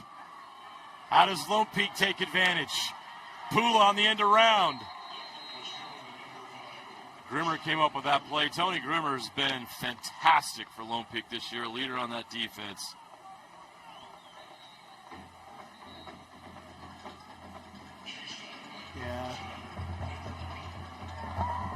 You're here on the sideline. You got to take a choke play right here. This has to be a shot at the end zone. You got the Pula twins. I'll do double post, man. We've seen it all in that Bishop Gorman game. You take a shot at the end zone right now. Okay, we got an injury on the field. We have another injury update. Kayla's on the other sideline. We don't have a camera there, but let's talk to Kayla. You got an injury update on Luke Barris over there. Yes, I do. Luke Barris has a right knee injury, and he seems to be in quite a bit of pain. The coaches came over to check in on an update on if he will be able to return to the game or not, and they are saying that they are still unsure. They have him on the stationary bike right now, just testing the limits, seeing if he can move that knee enough to get back in the game, but it is very unclear if he's going to be able to return today or not, unfortunately. All right. Thanks, Kayla, and the Lemma Croft is coming off the field right now. So, man, it's a big physical game here. This is what you sign up for. These two teams are very physical, and we've already seen it here today. So now 2nd and 6 after that end around from the 40. Take a shot. Muytalo has time. He's going to go short to Barney. Barney's got room to run. The Turf Monster got him at the 35. They'll give him the first down at the 34-yard line. Good. I mean, I believe Skyridge believed they were going to take a shot too, and you dropped everybody, and your check down route is right there. That's the safest bet right there. And you got tough running Barney right there. You're going to get positive yards, especially when he's in the open field like that. New set of downs for Lone Peak in Skyridge territory from the 34. They try the end around again. This is to Kenan Pula, and he somehow avoids all of those Skyridge defenders, but eventually goes down at the line of scrimmage. He actually is going to lose a yard. A tremendous athletic feat by Kenan Pula not to take a big loss there. Well, I mean, you got to commend Barney, too, for being able to get that ball off right there, because that was instant penetration. Yeah, look at that. Barney's got a guy hanging on him as he's pitching. Skyridge was not fooled. Yeah. You got to give credit to number 99, Carter Sayu, for blowing up that play. Great Carter job by Sayu Skyridge. was the difference there. Muytalo will pass out in the flat. Catch is made. Trying to fight for more yards, and he's got it. Ledger Holmes breaks a couple tackles, gets to the 20-yard line for a first down. Great job at getting back north and south. Here, make a guy miss. Get back upfield. Great job. Getting about 8 extra yards there. Catches the ball here. Makes a guy miss, but get back north and south. Upfield. Nice. Good job by Ledger Holmes finishing that run. Coming up on 3 minutes left to play in the half. Muytalo will hand off to Barney. Barney met by some linebackers for Skyridge. Griffin Coons is there.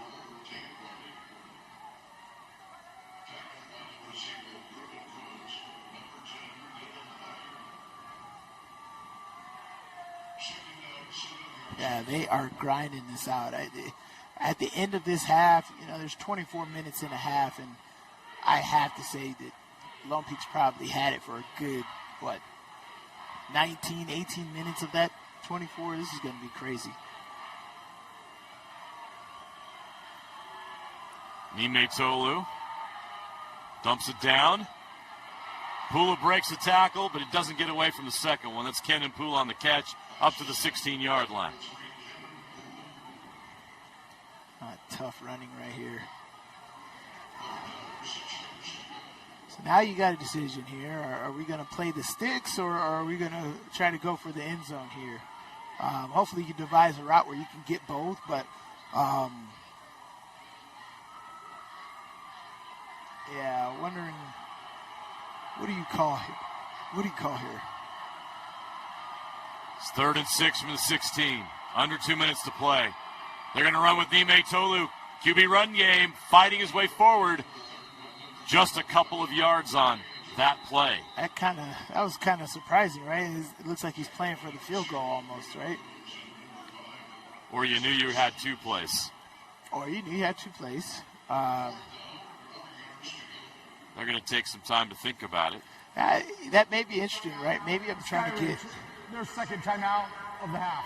Maybe I'm trying to get more room on the sideline for Kenan Pula. I know that Kenan Muytalo throws a good fade ball, but only to the right side. So let me get a little bit more room over there for Kenan Pula to work. Outstanding athlete, and you can kind of guarantee that there's going to be double coverage over there. The same way Corner Canyon was defending DeYoung earlier today, I think you're going to get that type of coverage over there. Send a guy underneath, have a corner over the top of him, and the safety over the top of that. Jake Barker is the field goal kicker. He had the game-winning kick in overtime against Davis in the quarterfinals. But for right now, it looks as though Lone Peak is bringing the offense back on the field, and they're going to try to get this 4th down conversion. Yeah. 4th and 4 from the 14, or at the very least, try to draw them off. Encroachment here gives you a 1st down. Let's see what they do.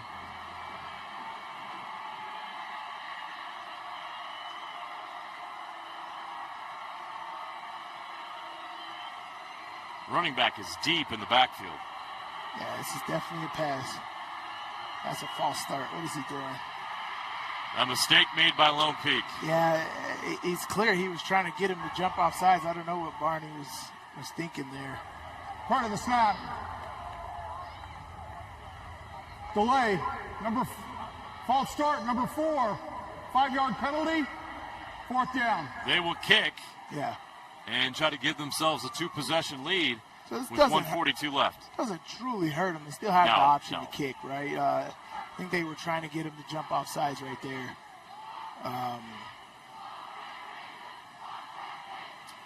This will be a 36-yard field goal attempt. Jake Barker. It's good. Barker converts. The field goal is good. And the Knights take a 10-point lead.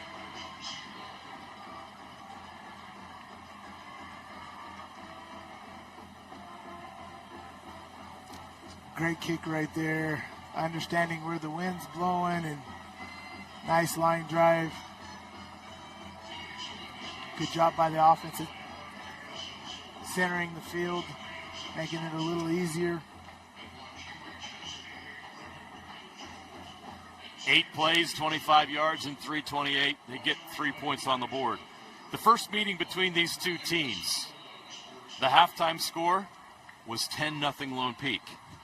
We are 138 away from the halftime score, and the rematch being 10-0 Lone Peak. Skyridge certainly hopes that history repeats itself. Oh, yeah. But I think they'd prefer to get that goose egg off the scoreboard here with 138 left before halftime, and they'll have time, and they got the athletes to get it done. And they start with the football in the 3rd quarter. Exactly. So, prime time, if you can get a field goal, that's huge. If you want to get anything, but yeah, that turnover on downs at midfield was huge. The touchback, Skyridge will start at their own 20. They'll have 138 to operate. That offense has not been on the field enough. 6 minutes and 16 seconds in the half. Lone Peak's time of possession right now is 15:58. Yeah, 16 minutes in this first half is huge. Minute and 38 seconds left, and we'll see what Skyridge can muster up here at the end of this first half. 1st and 10 from their own 20. Sweetwine will pass. Catch is made out in the flat. Tahi, but he only gets a yard before his momentum takes him out of bounds. That does stop the clock. Skyridge only has 1 timeout. That is another thing to keep an eye on. Lone Peak has all 3 of theirs.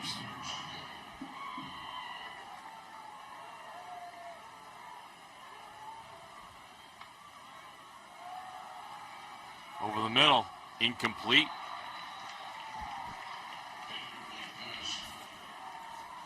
Intended for Talmadge Oswald.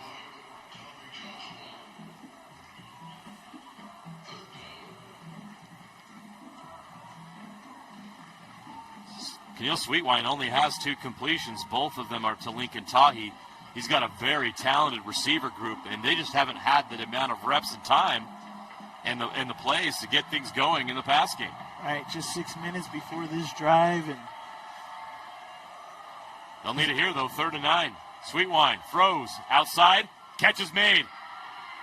Right near the sticks. Is he short? I think he's a yard short. Talmadge Oswald. It's only the 5th pass of this half for Skyridge. So yeah, he may have the talent. He's literally, as you said, they do not even have the time to throw. Stroshine made the tackle, and now we got a flag, and it's going to be a delay. It's going to be a false start. Prior to the snap, dead ball, false start. Number 9, offense, 5-yard penalty, remains 4th down. Yeah, analytics were going to go for it, and it's 4th and inches, and you jump off, or you false start there, and knock you back 5 yards. Now you got to punt it. Now no choice. Lone Peak with all 3 timeouts and 1:22 left. The Knights defense, and I just mentioned Kingston Stroshine, the freshman linebacker, 6 feet 190. The tackle he just bad bounce for Skyridge. Lone Peak's going to have great field position at the 42-yard line. I want to talk about Stroshine because he's just a freshman. That tackle he made right there to prevent Oswald from getting that extra yard has now given them this opportunity to score. Stroshine was the player that made the tackle for loss in overtime against Davis that won them that game on 4th down. Hey, if you're on the field, you're a player. It don't matter. You're a freshman, sophomore, senior, whatever you want to do. You're on the field for a reason. And Stroshine's making the most of his opportunities, that's for sure.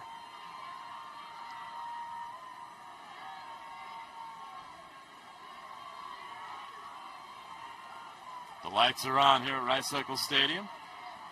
We'll celebrate Friday night lights a little early. I have no problem with that. 1:13 to operate with. Lone Peak. Muytalo. QB run. Up the middle. Up to the 37-yard line. And they got time and 3 timeouts. So a full playbook here to work with.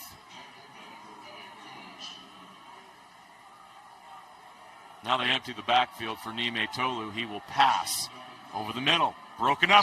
Intercepted. Picked off. What a play by that Skyridge defense. The interception was made by number 10, Dylan Hyde, the outside linebacker. But it was the defense on the pass itself that created the opportunity. And that's Griffin Coons, their star linebacker, in coverage, breaks up the pass, it goes up into the air, and now Skyridge has the ball back, 1st and 10. Yeah, it's just not a good read by Kepler. Like, 1, the pass is late. 2, the receiver drifts. Because the pass is late, he didn't think he was going to throw to him. And so that was just that's all on Kepler right there. And missed a prime opportunity. That may be the juice that Skyridge needs going into halftime. 48 seconds left. 1 timeout for Skyridge. Part of the snap. Delay a game. 13, offense. And they couldn't get the play. After the timeout, you got to delay a game? Come on now. Or after the turnover? They were enjoying a celebration a little bit too much. But don't enjoy nothing. You're down 10-0. 5 yards here. 1st and 15 from the 23. Lock in. Come on now. Points here for Skyridge would be massive.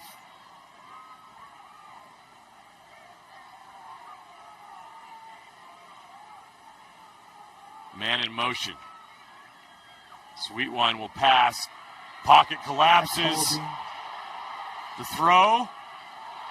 The catch is made, but we got a flag on the field. And that looks like there's going to be some undisciplined stuff on Lone Peak again. One that was holding on Skyridge that wasn't called fine. but the ball's gone, and it looked like there was some unsportsmanlike conduct stuff by Lone Peak out of bounds on Sweet Wine after the play. Personal foul, roughing the passer. Defense, 15-yard penalty from the end of the run, first down. So you get the yardage on the pass, which was a great play, and then you're going to add 15 more onto it, and suddenly Skyridge is in Lone Peak territory with 39 seconds. Yeah, good job by Kenan Sweetwine and making that happen. Watch the extraness after the play here. Yeah, that ball was way gone. Stepping up in the pocket, throws, caught. All hands. What a catch. All hands. Oof. Hunter Sheffield. Wow. Skyridge now inside the 30. That's exactly what you want right there. Great job. Clock runs. They're holding on to that last timeout. Got to get lined up. 20 seconds and counting. Sweetwine over the middle. Broken up, almost intercepted. Sheffield shaken up. That was Kenan Pula coming over to make the play.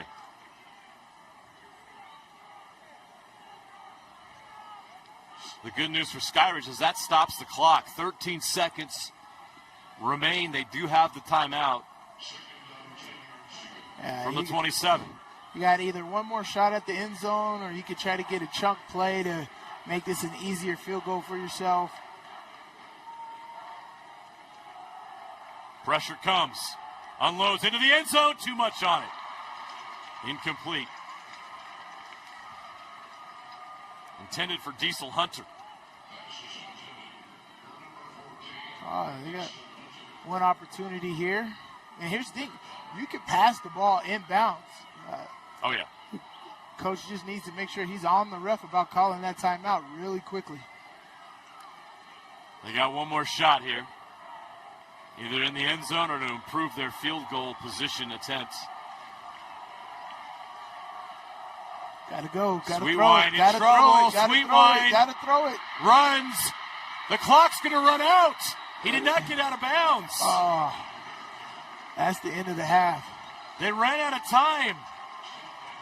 That's the half. Oh. The instincts kicked in for Sweetwine, but he did not have enough time. Yeah, I think he forgot that it was 8 seconds left on the clock. He's got to throw that ball. Yeah, there was no time left on the clock. Let's go down to the sideline. Kayla standing by. Hey, Coach, you've kept control of this game in the first half. What have you liked that you've seen from your team to make this happen? I like the ball control and offense. I like the methodical in nature, which kept handling the offense. Defensively, I like us keeping it in front of them, stopping the run. So I feel pretty good about the first half. We got a lot of half to go. Any adjustments you're planning to make at half? Yeah, I'm sure we'll make some adjustments, but I can't say. All right, thanks, Coach. All right, see you. Of course Smart. you can. Smart. Head coach Bart Brockbank. He's no dummy. We'll make our updates. Hey, and Kayla adjustments tried. here. Kayla tried. Hey, that's a wrap on the half. Great half, interesting half. There's a lot of interesting things to talk about.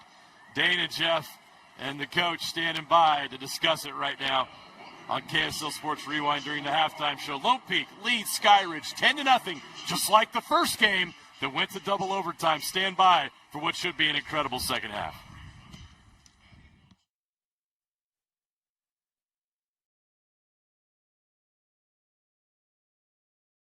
Welcome into the 6A halftime show. Thank you for joining us, everyone. Dane Stewart, Coach Ed Larson, and Jeff Hansen here with you. 10-0 the advantage. Lone Peak leading Skyridge.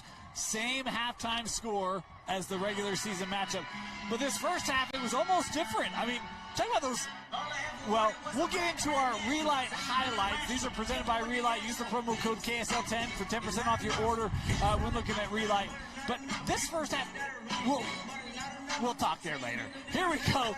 Really, it was Lone Peak. Kenan Muytalo, he's done a great job. We talk about his decision making. He's played very well this first half.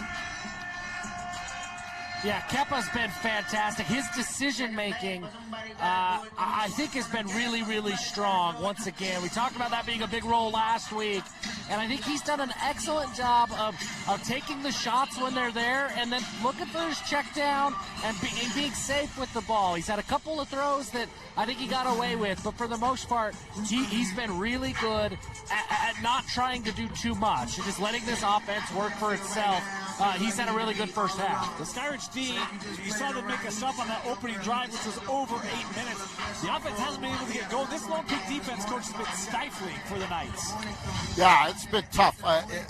If I'm Skyridge, I'm kind of befuddled going in at halftime thinking, man, we ended up running 10 plays before that last interception, and that got us at least a little something going into halftime that we can talk about, get a little bit of rhythm going.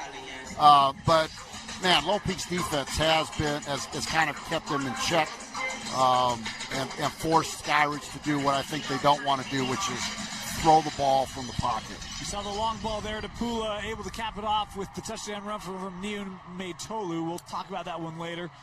Jeff, go ahead. Well, I agree with Coach. I think that Lone Peak's done a really good job. And we talked about this in the pregame. Lincoln Tahi, I think, surprised them a little bit in the first game. Take away Lincoln Tahi, and I think that you can see the emphasis that Lone Peak is kind of selling out to make sure that Tahi doesn't beat them again, and they've put a lot on Kenan Sweetwine. He's played well. That last drive, he found a little bit of momentum. Tough play at the end of the half to just lose track of, you got 8 seconds left. Make sure you get out of bounds. Give yourself a chance for that field goal. That's a tough play. You're going to have to live with that one. But for the most part, I think that was the best drive for Kenan. He's been able to find a little bit of momentum, maybe something he can build off of. But besides that last drive, really, Lone Peak's been everywhere on defense. They've done a really nice job. I want to talk about this Skyridge defense because we talked about Griffin Coons, how big he has been. He had the play that deflected that throw for Lone Peak. It looked like they had the fourth down stop. They had the short field. Looked like Lone Peak could maybe make it 13 or 17-0 at the break.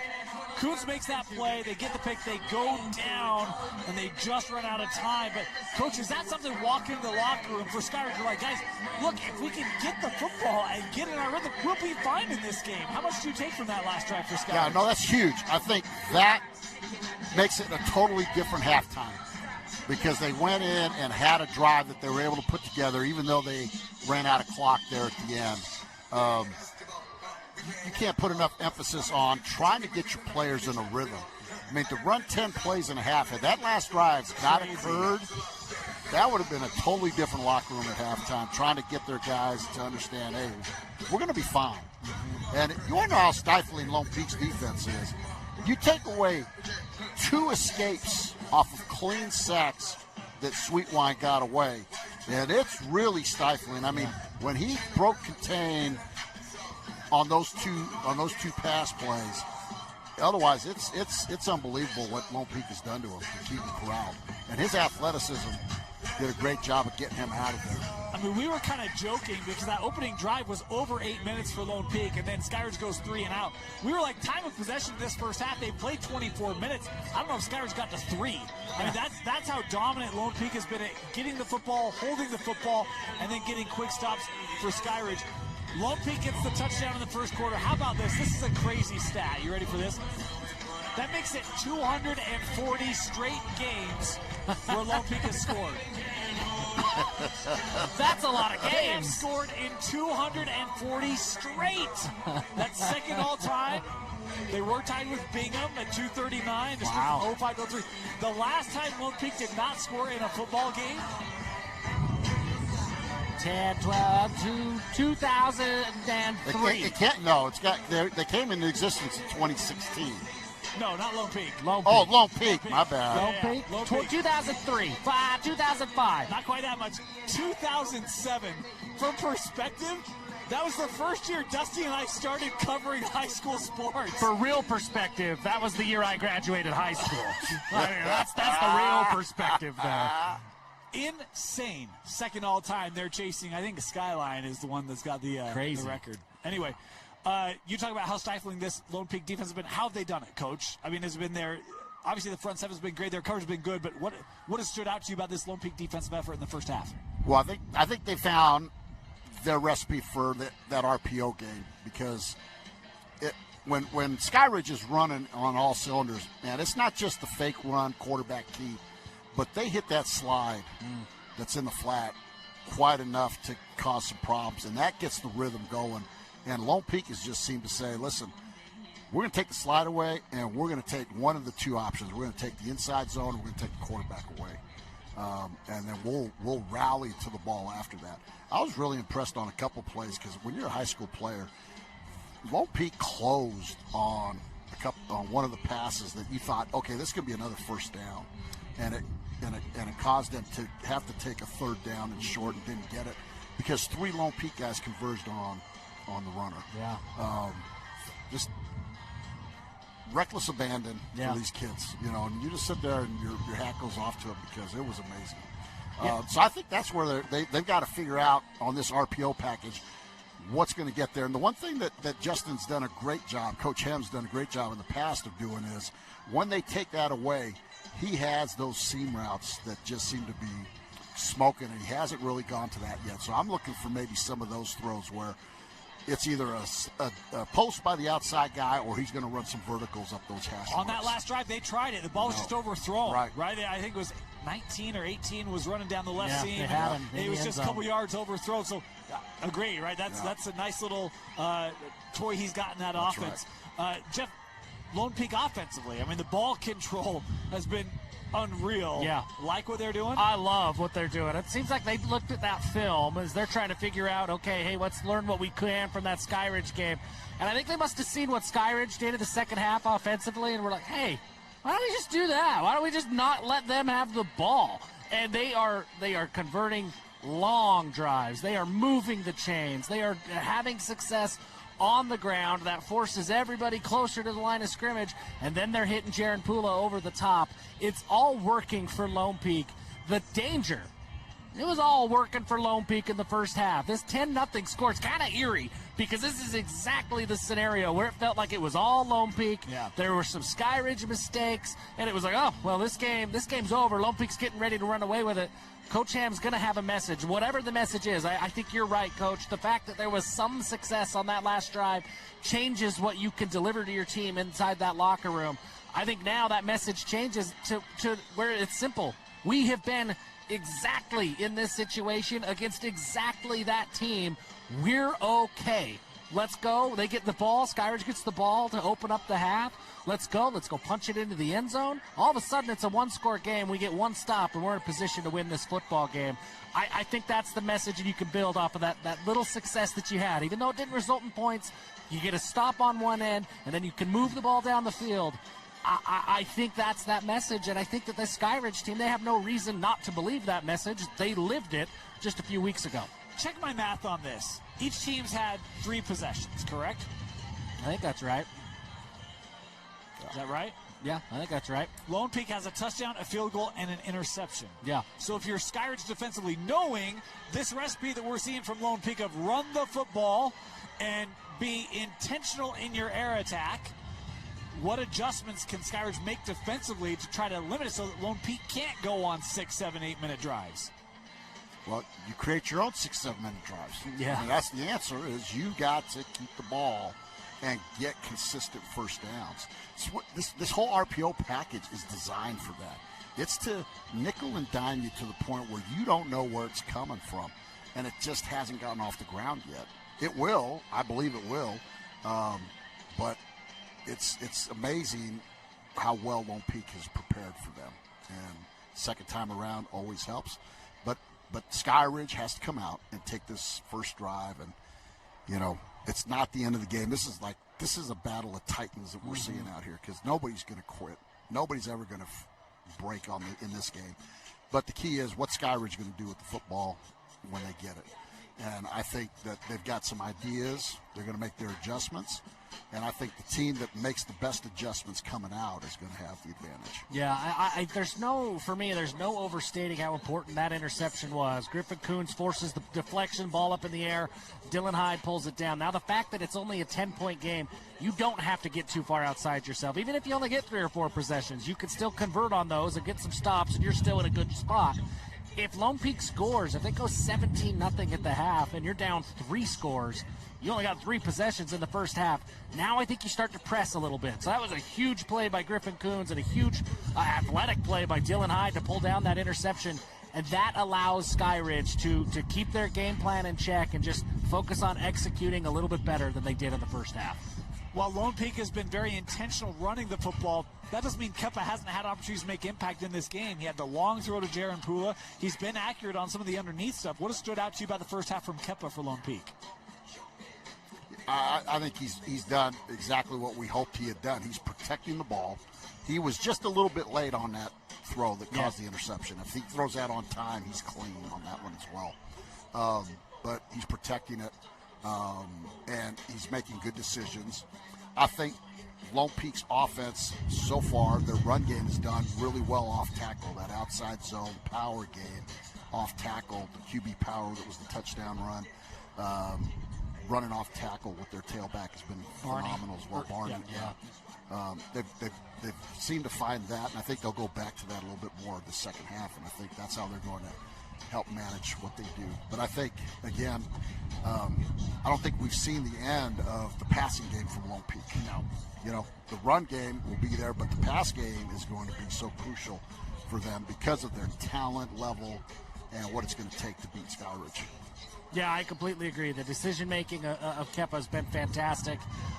He's proven, I think he's almost earned the right to take some of those shots in the pass game because of how well he's played and how, I don't know, how clean his decision-making has been. You trust him now, right? For sure, you trust him to go out and say, hey, if there's a shot to be had, you're going to make the right read. And if it's covered, I trust that you're not going to throw it into harm's way. He's earned that ability, and that opens up the playbook for Coach Brockman.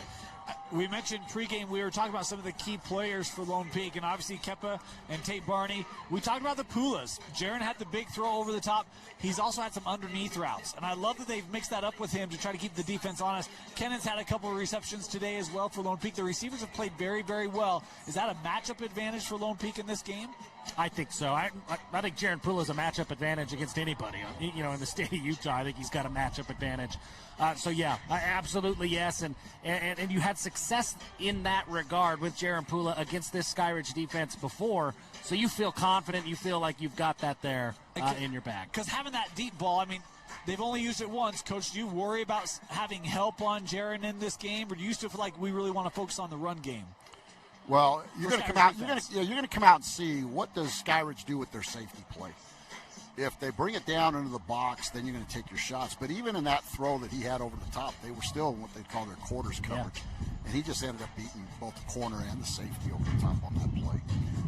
And that just seems it's not a knock against the players. It's just one of the weaknesses of quarters. One of the strengths of quarters is your safeties are able to come down and be like second linebackers in the run game. But I think it's going to be interesting to see. You go trips and put Pua on the single receiver side. If they keep two safety high just to help double team, then your run game's going to be there. Yeah. Then your run game's going to be. So I think how did safeties play for Skyridge will be indicative of what I think Lone Peak goes to. Skyridge gets the ball to start the second half. This drive determines the game? No. But it's important for Skyridge to get in a rhythm. I'm okay with Skyridge, even if they get 3-4 first downs.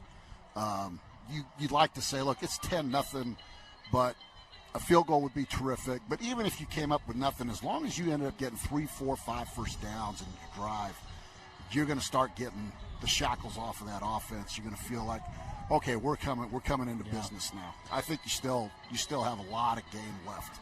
So I wouldn't put it on this drive like we did the first game. Yeah. But I think there's a lot of game left to be played. But it is important that they get first downs. Yeah. The results of this drive don't necessarily determine the game. The tone of this drive. If you come out, you go 3 and out, that's deflating. Again, here we go again, another half of the same thing. If they come out and they have some success, regardless of what happens on the scoreboard at the end, something you can build off of. Stack those wins wherever you can get them. We talked about that first game, and I'm just looking it up right now. It was 10-0. Skyridge scored to make it 10-7. Then they got a field goal, and then that game was back and forth the rest of the way. It all started to change in that third quarter. Will it change in this third quarter? We're about to find out. Your second half just a couple minutes away as we prepare to send you back to JJ and Sly. Thank you so much for joining us on our halftime show. Stick around after the game. Coach Larson will be back. We'll break it all down for you, including a brief preview of the 6A championship game as that match will be determined. Back up to JJ and Sly for the second half. My headphones got pulled out, so I couldn't hear you. And so, I'm trying to time you based on what I thought you were saying. All right, thanks, guys. Back in the booth here for the second half. Let's go down to Kayla Kiesel, who's down on the sideline Hey, at Coach. Skyridge. It's like we're living deja vu here for you. Just 6 weeks ago, you were in the exact same situation with Lone Peak. What's going to be the key to make sure that history does repeat itself? Yeah, the situation is what it is and things that we're experienced with, I guess. But I think we need to convert on kind of money downs, third and fourth down offensively, stay on the field. I think defense has done a great job, but we got to put some pressure on them offensively. What was your message to your guys to make sure that they can build that momentum and spark to get the win? Yeah, I think our guys are pretty motivated originally, but I do think just kind of execution, right? Reading our keys, making the play, and finishing the drives. Thank you, Coach. Thank you. All right, Kayla, thank you. That's head coach Justin Hem for Skyridge. 10-0 the score. We mentioned it earlier. That was the score of the first meeting. As we know, Skyridge came back and won that game in double overtime. Sly, it's going to be tough for Skyridge to do that if they don't possess the football. That was the story in the first half. It wasn't that Skyridge's offense wasn't good. They just didn't get enough opportunities because Lone Peak had long, sustained drives that got points. Well, not a lot of points. Right. 10 points is not crazy to come back. And the big thing is Skyridge starts with the ball in this half, right? So it's your opportunity to show it. They got a little bit of momentum at the end of the first half, unable to come away with points at the end of the first half with the field goal or not because unrecognition of the clock. But this is prime opportunity for you. This is why you defer in the first half so you can get the ball and show something. You make your updates and your things you need to do at halftime to come out in the second half on fire. And that's what Skyridge has to do. They have to come out smoking. They have to establish confidence within their team at this point in the football game. There's no better time than right now to start this second half, right? Lone Peak stole all the time away from you in that first half. Now you have the corrections. You know how Lone Peak is playing you. The score is not crazy. Your defense has done a tremendous job against Kepa and the Pula twins.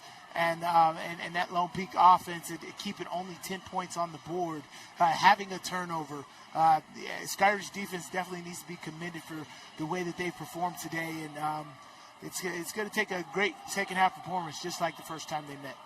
195 yards of total offense for Lone Peak, just 89 for Skyridge. 43 rushing yards, 46 passing yards. They just didn't have enough plays. Although in the plays they had, 4 of Skyridge's plays were chunk plays. They were able to get yards, just not enough. When you only possess the ball for 7 minutes and 37 seconds against this defense, the opportunities weren't there. But they will get the ball to start the second half here.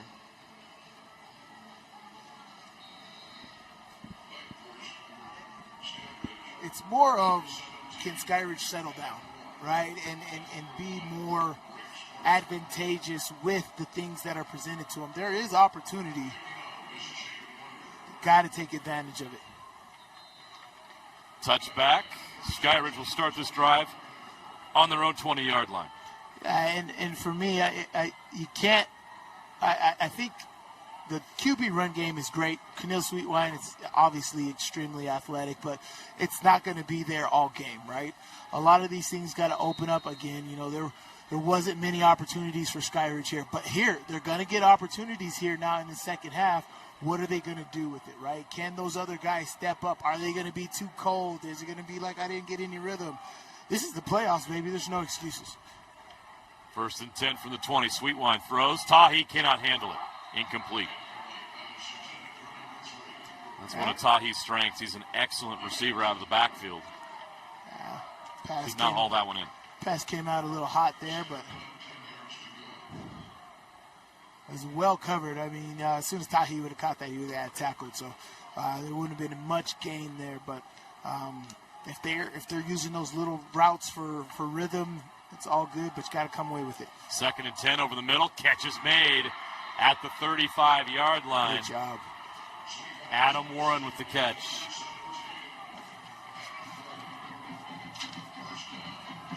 So first down and 10 from the 35, and now Skyridge trying to play with some tempo, taking advantage of the plays they have. Tahi up the middle, fighting for yards near the 40-yard line. They'll give him the 39. It's a gain of 3. 16-yard gain on that catch by Warren. Unfortunately, another injury out there. We got a Lone Peak player that's injured. That does not look good.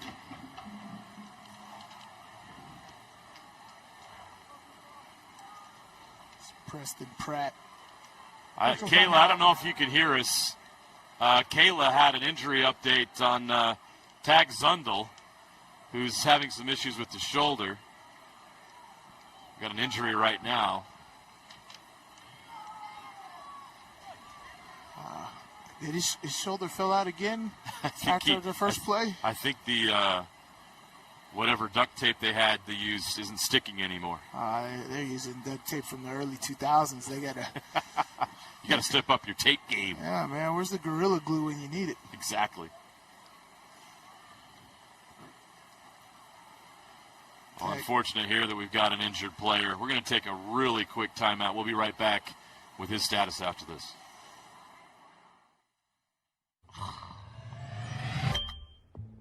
With affordable GLP-1 medication from Direct Meds, I've lost weight but gained lots of attention. From old college boyfriends, hi, to young college boys. Oh, honey. And my husband's obsessed. She loves to make me jealous.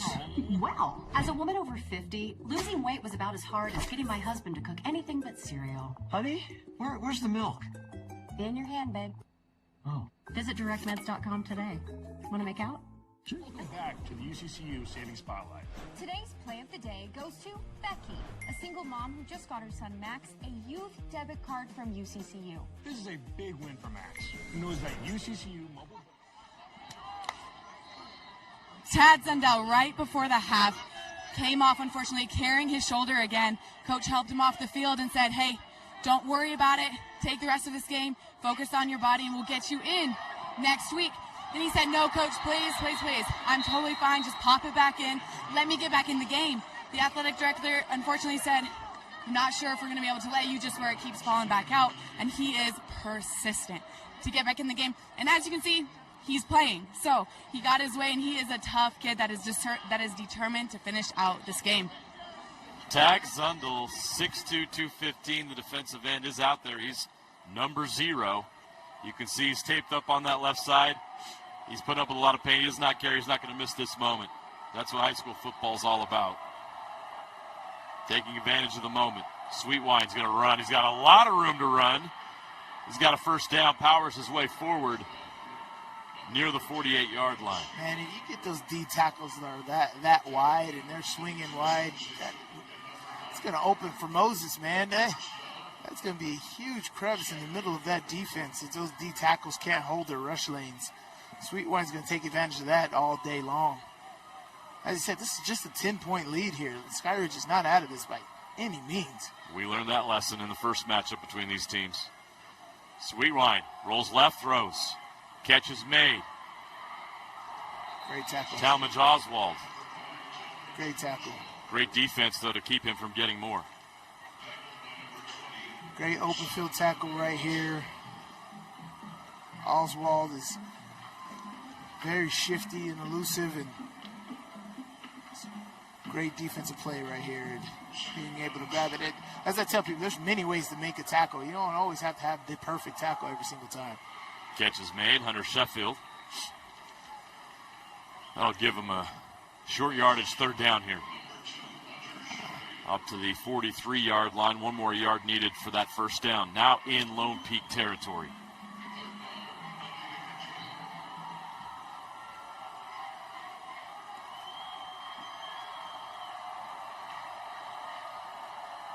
Tahi up the middle. Has the first down and a few yards more up to the 39-yard line.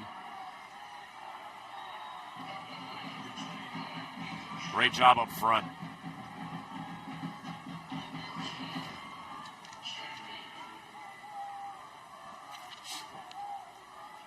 pushed by number 52, Danian Afalava. Sweetwine looking deep. Now he's going to pull and run. Trying to get to the marker, and he does. First down inside the 30. Late hit out of bounds. That's going to add 15 more.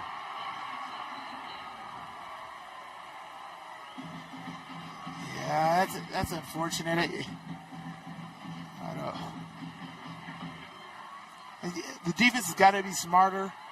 I wouldn't say that's a complete discipline issue right there. That's just an unfortunate play right there, tiptoeing the sidelines and defense wanting to finish. But defense has to be able to pull up and know, even if you're tackling the quarterback, you got to be cautious. And dead ball, late hit. Number 23, defense, half the distance to the goal. When does half the distance kick in? Is it the 25 or the 20-yard line? Well, once the penalty yardage exceeds the...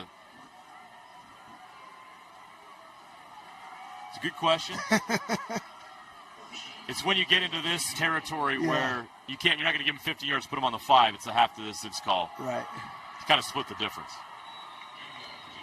But it's another good question. It's a good question for our rules expert is when does that come into play? And what calls does it not come into play?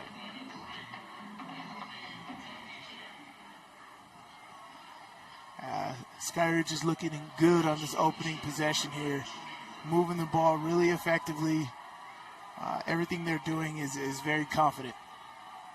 Sweetwine on the carry to the 5. Great. It's a couple yards short of the first down. 4-yard pickup, 3 yards on first down, 4 yards there. 5 yards there, making that 3rd down and 2 here.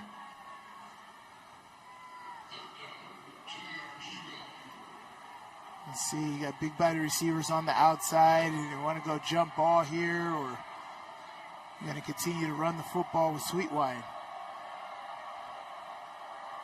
3rd and 2, Sweetwine keeps. Sweetwine into the end zone, untouched for the Skyridge Falcons. Their first points of the game.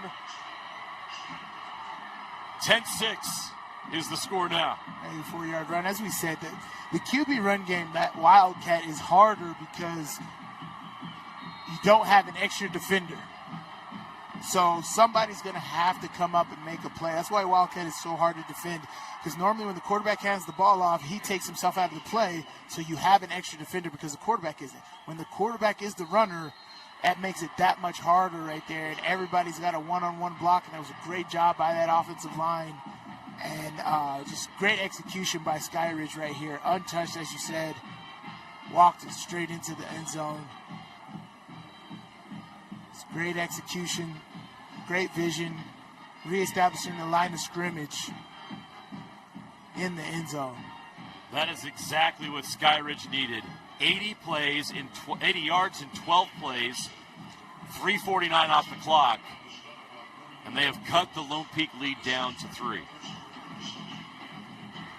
We'll take a timeout. 10-7, Lone Peak leads Skyridge in the 6A state semifinals. One of those long days working on your feet? Turn your aching feet to happy feet at Salt Lake Running Company. Our award-winning trained staff will provide a custom shoe fitting that will help you find the shoes, inserts, and socks that will make your workday the best it can be. Locally owned and operated for 30 years, SLRC offers rewards, training groups, races, and free community events. Visit us in-store or online today at slrc.com. Your work feet and workout life will get a boost. With affordable GLP-1 medication from Direct Meds, I've lost weight but gained lots of attention. From old college boyfriends, hi, to young college boys. Oh, honey. And my husband's obsessed. She loves to make me jealous. Well, as a woman over 50, losing weight was about as hard as getting my husband to cook anything but cereal. Honey, where's the milk? In your hand, babe. Oh. Visit directmeds.com today. Want to make out? Sure. Okay.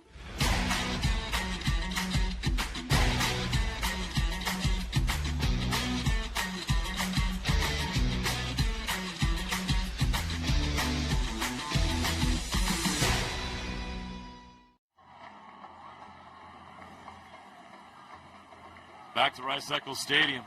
Skyridge opens the second half with an 80-yard touchdown drive. Skyridge was 3 for 3 on third downs during that drive. They were 2 of 5 in the first half. 6 first downs on that drive matches the total they had in the entire first half. Crazy. It's good production, man. And it's amazing what one good drive can do, right? It makes a big difference. Strong 4-minute drive right there from Skyridge. Confident. Every play they ran seemed extremely confident. It was a very, very good drive for them. Exactly what they needed to do. Now they got to continue to have great defensive play right here, get the ball back, and take over the lead of this game. So Lone Peak has a chance to counter 1st and 10 from their own 20-yard line. With 8:11 to play in the third quarter, they're going to go run first. Barney's got an open field. He's taken down. One more broken tackle. He would have had a big play. Taken down to the 30. He's got a first down.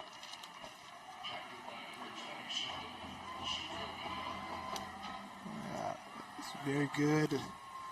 Good handle of the snap there by Kepa, and handing it off to Barney here, getting the edge, and a good job by those guys at not holding, right? When you get a guy that's bouncing inside and bouncing outside, those holding calls happen. We saw a lot of hands released there, not getting those holding calls. Muytalo passes outside to Kenan Pula. Pula trying to break away, cannot. Skyridge does a great job wrapping him up. Oh, good. Five-yard pickup right there by Kenan Pula.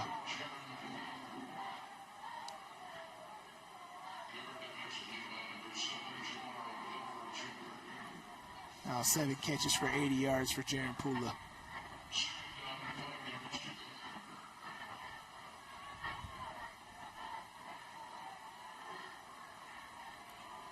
See here. Tight formation, 2nd and 5. Muytalo will pass over the middle. Incomplete. Through the hands of Ledger Holmes.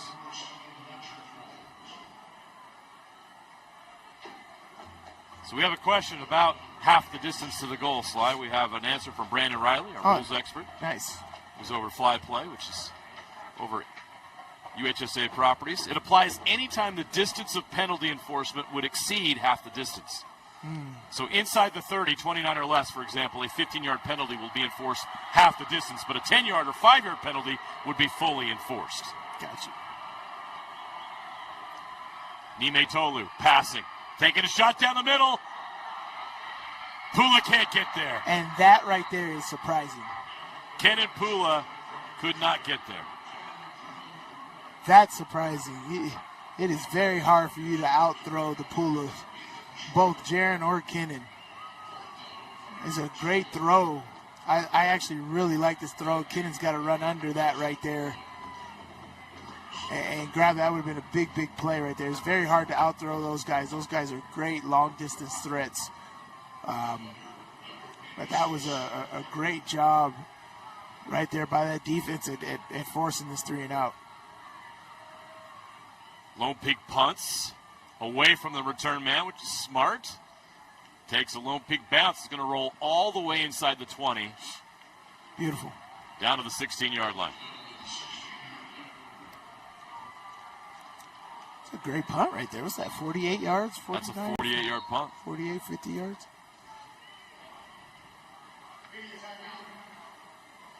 So Lone Peak able to flip the field.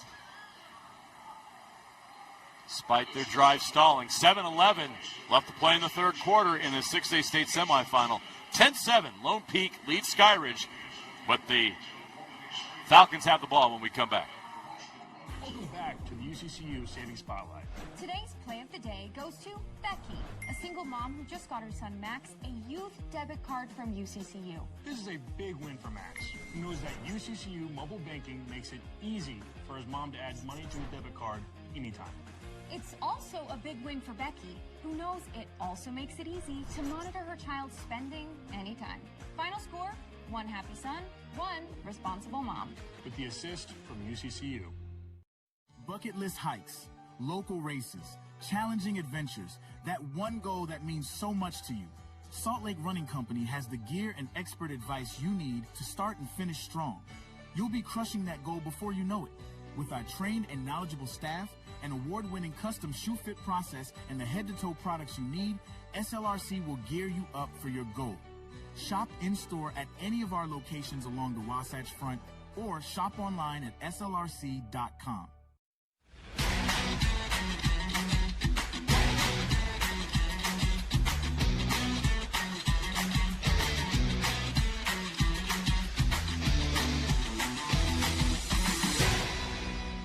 Want to supercharge your savings? Right now, UCCU is offering short-term savings options with incredibly high yields. Plus, UCCU makes it easy to transfer money from other financial institutions. Just visit uccu.com and supercharge your savings. Skyridge ball, 1st and 10 from their own 16. Tahi out of the backfield. Out in the flat. Gets past the 20-yard line up to the 23. Great jobs, great operations. It's exactly how they started the last drive. Back out of the backfield, as you said, Tahi, great catcher out of the football out of the backfield. That's a dangerous weapon. You got a running back that can catch that well. You can run angle routes, those short out routes, and oftentimes big mismatches. Sweetwine steps up in the pocket, throws deep, over the middle. Oh my God! Intercepted. What a snag! Kenan Pula with a big-time play.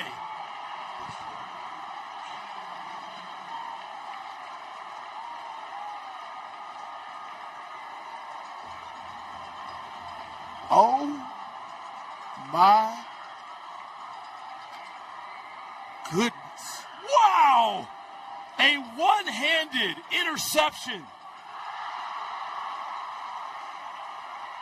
Oh. That's a Utah Ute right there. You won't see anything more spectacular than that in a high school football game. Matt, Sam, send that into ESPN ASAP. Wow. That is sensational. Wow. I think we should take a timeout from the game so everybody can relive this. Even Skyridge as an opponent, you got to say, wow.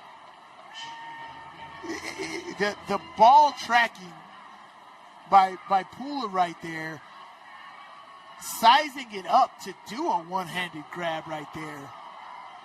Oh, that was spectacular. I hope somebody got a still image of that. That is beautiful. That'll be all over social media any moment. That was unbelievable. Muytalo, building off the momentum of that one-handed interception by Kenan Pula, runs for a first down all the way to midfield. Here's another look at the interception. Oh, my gosh. He gripped that ball in midair. That's Odell Beckham-esque. He palmed it. That right there is, ooh. Oh, my. Oh, yeah. Barney on the run. Look at that tough run. Barney fighting for yards, pushing his way forward into Skyridge territory. First down, low peak, down to the 38-yard line. Okay, Kenan Pula, absolutely impressive young man. Oh, wow. Kenan Pula deserves a break. And he'll get one here. Get that kid a glass of water and some oxygen. I don't think he needs oxygen. He was brushing it off like, oh, that's nothing. First and 10 now for Lone Peak at the 38 of Skyridge. Keeper. Muytalo past the 30 down to the 29. Yeah, oh, that's a great operations, and Lone Peak is surging right now. Here we go. It's a good decision here. I actually want to get in the offensive room and understand what are you reading here, because he reads it on the right side and goes all the way back to the left side. How do you know that the left side is going to be open? Great read right there by Kenan Muytalo at pulling that and getting 8 yards on first down. 2nd and 2 from the 30. Got Kenan Pula in the slot down here on the bottom. Barney up the middle. Barney into the secondary. Inside the 20. The Knights are in the red zone at the 17-yard line.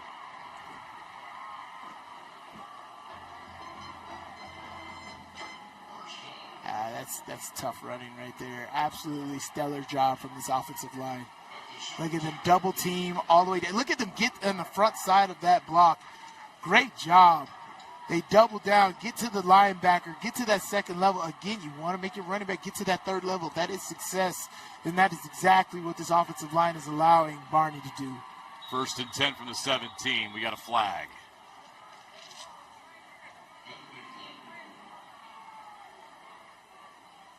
Prior to snap, dead ball, false start, 62 offense. 5-yard penalty, 1st down.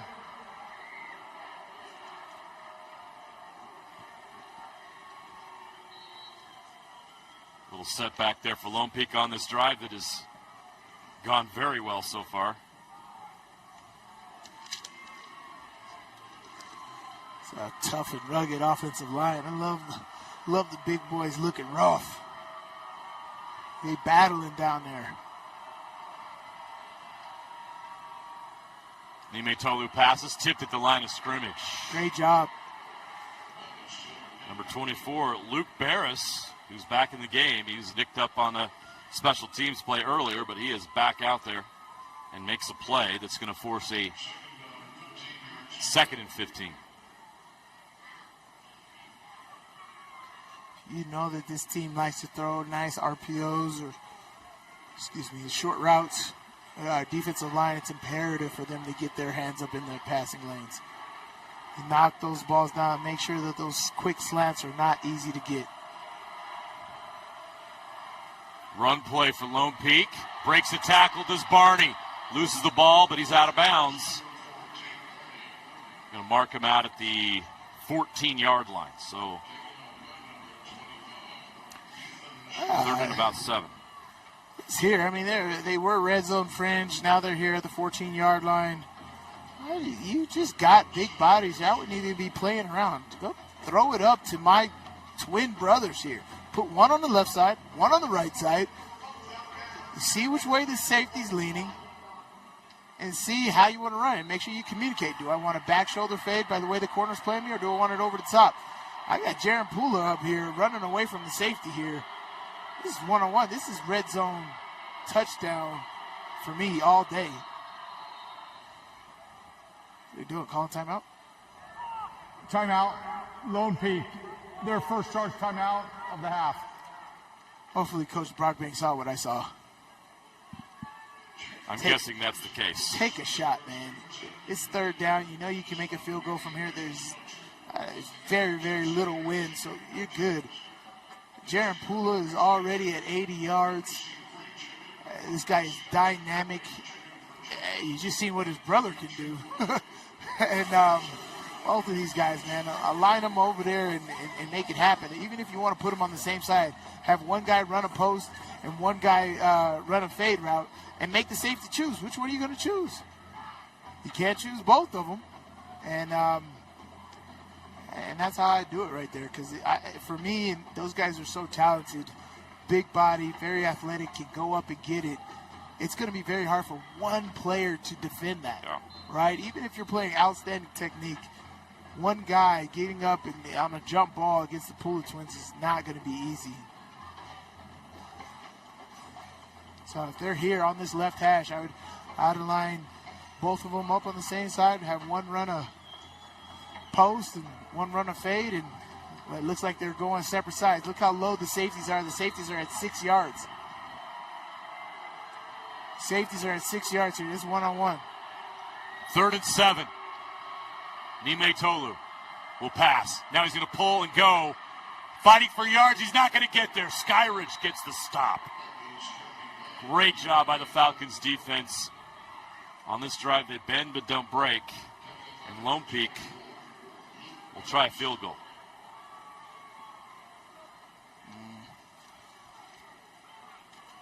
Let's see, what do you got here? Yeah, he ran an inside route right there. That's where he wanted to go. Just didn't have the time. Yeah. Jake Barker from 31. It's good. It's good. 3 more points on the board for Lone Peak. They do get points on this drive, not as many as they wanted. But they have a 6-point lead now over Skyridge, 13-7, with 2:08 left to play here in the third quarter. Great kick, any points you can get, especially in tough battles like this. And they get that 3 points off of the turnover, the incredible, sensational, one-handed interception by Kenan Pula. We cannot watch it enough. This might be the play of the year in Utah high school football.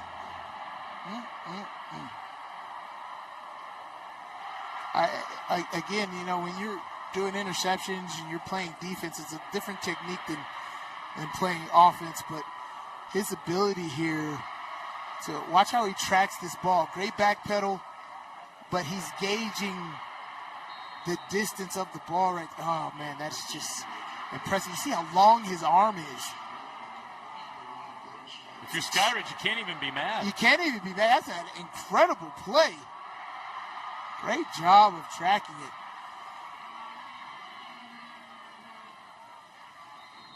Touchback. Skyridge will get this ball thrown 20. One turnover each for Lone Peak and Skyridge. That was a 9-play, 60-yard drive, 4 minutes and 23 seconds off the clock. 3 points for Lone Peak. Now Skyridge, still a one-score game. A touchdown and extra point puts them in the lead here with 2:08 left in the third quarter. They got time to operate, and they've got some momentum. They've been moving the ball well here in the second half. Tahi up the middle, past the 25-yard line.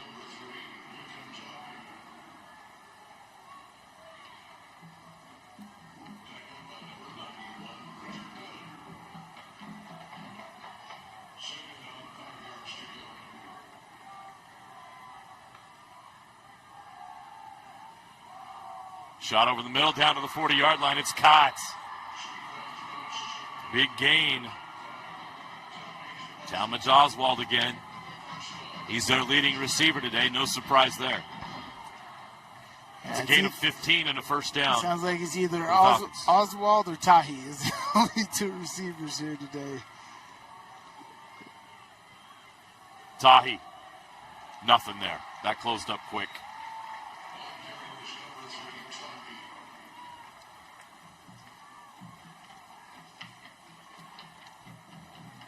Satanavasa with the tackle. No gain, 2nd and 10 from the 40.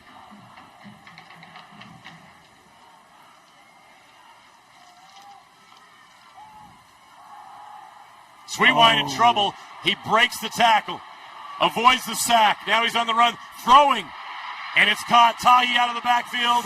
First down. What a play by Keneal Sweetwine, using his legs and his athleticism to avoid the sack and move the chains. That's huge. You got to make this play right here. Oh, he's going to want that back. That's pretty harsh. 1st and 10 from the 46 in Lone Peak territory. Sweetwine throws. Great defense. Nothing there. Great defense. Great pursuit. Oswald the catch, but he's going to lose a yard.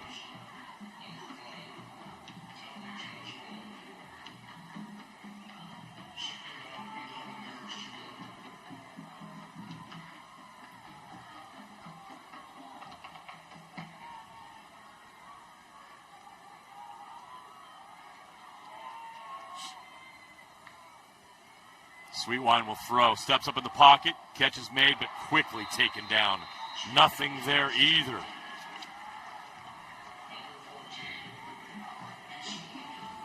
Tavita Munga on the tackle. He's just tackle the catch right here. Yep, no yak yards. Absolutely terrific job of sitting on the under route. It's coverage on the back end, right? There's nothing open. There's nothing open there. It's come down to the fourth quarter now. One possession game. The last time these two teams played, it took double overtime. Don't be surprised if we have a finish like that again. 12 minutes left to decide who will play Corner Canyon for the 6A state championship. Will it be Lone Peak or Skyridge? The Knights take a 13-7 lead into the fourth quarter. We'll have that fourth quarter next here on Game Night Live. With affordable GLP-1 medication from Direct Meds, I've lost weight but gained lots of attention. From old college boyfriends, hi, to young college boys. Oh, honey. And my husband's obsessed. She loves to make me jealous. Wow. As a woman over 50, losing weight was about as hard as getting my husband to cook anything but cereal. Honey, where's the milk? In your hand, babe. Oh. Visit directmeds.com today. Want to make out? Sure. Okay. Welcome back to the UCCU Savings Spotlight. Today's play of the day goes to Becky, a single mom who just got her son Max a youth debit card from UCCU. This is a big win for Max, who knows that UCCU mobile banking makes it easy for his mom to add money to a debit card anytime. It's also a big win for Becky, who knows it also makes it easy to monitor her child's spending anytime. Final score, 1 happy son, 1 responsible mom. With the assist from UCCU.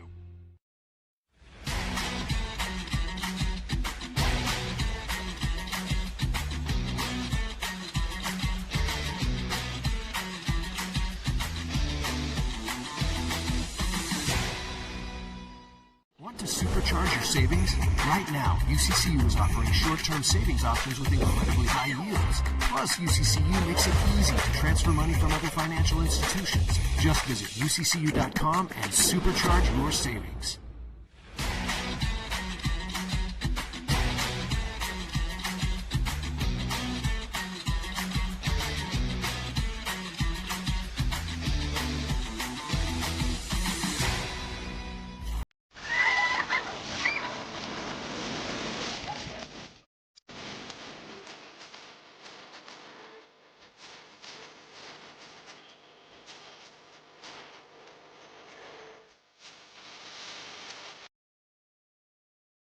Under the Friday night lights at Rice-Eccles Stadium.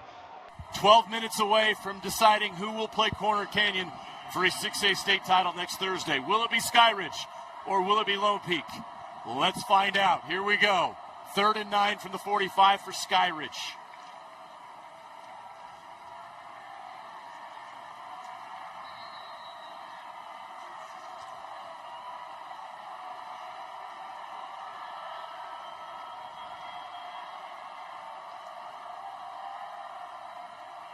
Rush comes, Sweetwine in trouble. He gets away for now, but not at the end. Lone Peak gets the stop. They will force a punt, a big loss on the play. Incredible job by this Lone Peak defense. It was all over Sweetwine. Yeah, great job by Bridger Dunn here. Some get back from that last time he missed the sack right there. But when the quarterback is scrambling like that, you want to swipe at that throwing arm right here and knock that ball out. Great job at applying pressure. As I said, you got a running quarterback. You got to suffocate him. You got to make sure that he's seeing people come from everywhere, not able to breathe. Great job there by Lone Peak at forcing the punt. I think Sweetwine was seeing dead people at the end of that run. Oh, botched punt, but he gets control of it. I should say a botched handle on the snap. And great special teams coverage to make up for it. Oof. While it took a moment to get the punt down the field, that helped the coverage. And they made sure he didn't go anywhere. I might need to game plan that next time. Just hold it for an extra second, punter. On that last defensive play, got to give credit to Vita Manga, who came up, yes. Little twist, and then blitzed. Yeah. That forced Kenan Sweetwine out of the pocket and blew up that play. It was great speed by him. Great speed by Tavita and making him, forcing him out of the pocket. And forcing him to his offhand side, too. Right? I don't know if that was game plan, but he forced him to the left, which made it even harder to wind up to get rid of the football. And Bridger Dunn came and finished it off. Nice run on first down. Tate Barney. Barney has been solid in this game. Yes, he has. He's at 87 yards on 13 carries, so he's on the verge of a 100-yard game here on the turf. 2nd down and 4 now from the 21.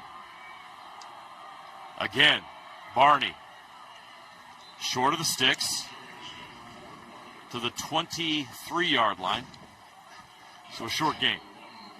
I don't know. That handoff really gives me anxiety. It's so awkward. It's so weird, and it just feels so unsafe. Maybe because it's not traditional, but like it is unconventional. They obviously practice it like Yeah. that. So whatever it is, it's very strange. 3rd down and 2. Skyridge trying to get a 3 and out. Sounds like a chunk here. Let's see how they do. Muytalo keeps and goes. Slides down past the 30 to the 33-yard line. It's a 1st down for Lone Peak. That is not a graceful slide he did there. It looks like his knee brace locked up. Yeah, his knee brace got caught in the ground, and he might need to come out for a play there. Muytalo has been battling injuries his entire senior season. Gritty effort here today. Yeah, and that's it. It's his knee brace. It's not an injury. It's his knee brace got caught in the turf, and it kind of bent out. So timeout. He might need to get a new knee brace. I don't know if they carry backups knee braces. But they're going to try to repair that brace. He is okay. Yeah, he's just trying to get that brace totally situated. okay. It's just that end kind of came out and it bent out and makes it not even worth having on. He's going to have to come out of the game for a play. So Cruz Christensen, who's no stranger, this is going to be totally comfortable for Cruz, except for the fact that it's in a state semifinal at Rice-Eccles Stadium. But other than that, Cruz Christensen's had a great year at quarterback for Lone Peak. Led them to some nice wins, including a win over Corner Canyon. Yeah, he was the 1,500 starting yards quarterback passing. in that game. Might be a better passer here. Let's see what they dial up here. They have specific plays that work for each quarterback, and Cruz is a dynamic passer, 1,500 yards passing in Muytalo's absence. Barney with a great run. He's over 100 yards on the day. Wow. On 1st down, he gets about 8. Actually, that was premature. He's at 98 now. That was a 10-yard run. So 2 more, and Barney gets to the century mark.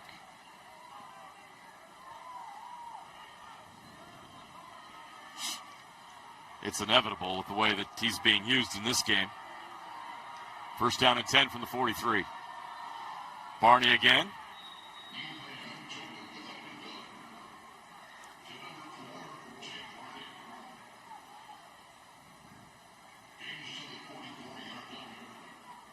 One more yard, and Barney will take a breather.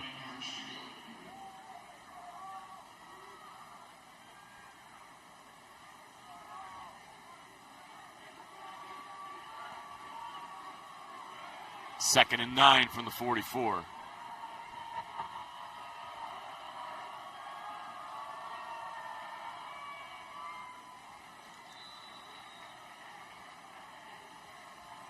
Isaac Fanua, the running back. Muytalo is back in the game. Got the brace off. Yeah, it's gone. So they're like, bag that. He's going to go without. It's just like Forrest Gump. He didn't need those braces.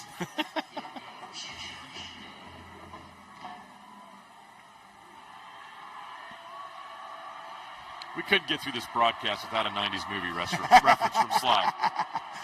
You know anything about JJ and I. We love our 90s movies. 3rd and 6, too much. 8:30 left to play. Muytalo, plenty of time. Throws outside. Catches made right at the sticks, and he breaks free. Great job. But is quickly taken down after that. But a nice game by Ledger Holmes. Great job, Ledger. I like the fight in him, right? You're not going to go down with the first contact, right? He fights through every time he's caught a pass today. He's made sure that the first guy isn't going to bring him down. Look at this. This is extreme fight and going north and south, picking up those extra yards. Love the energy that he's putting out there. Under 8 minutes left to play. 1st and 10 from the 41. They go back to the run game. About a yard there, up to the 40. Fanua getting some run here.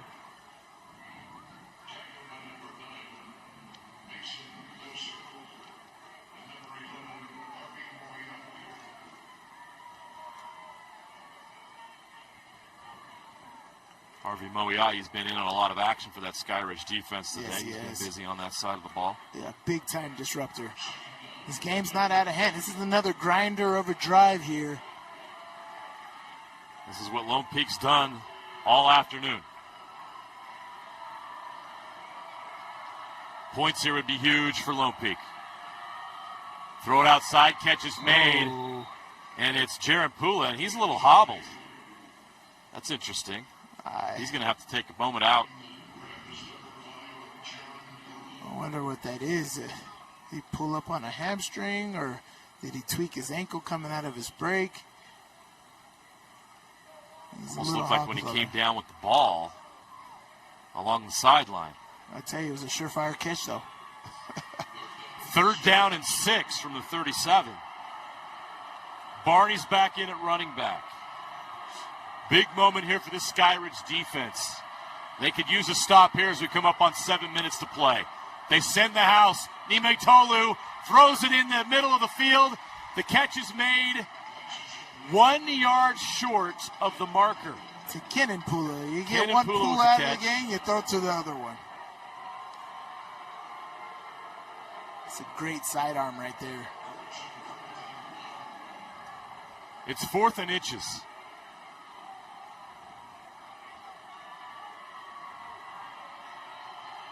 Lone Peak will try to get a push here and extend this drive.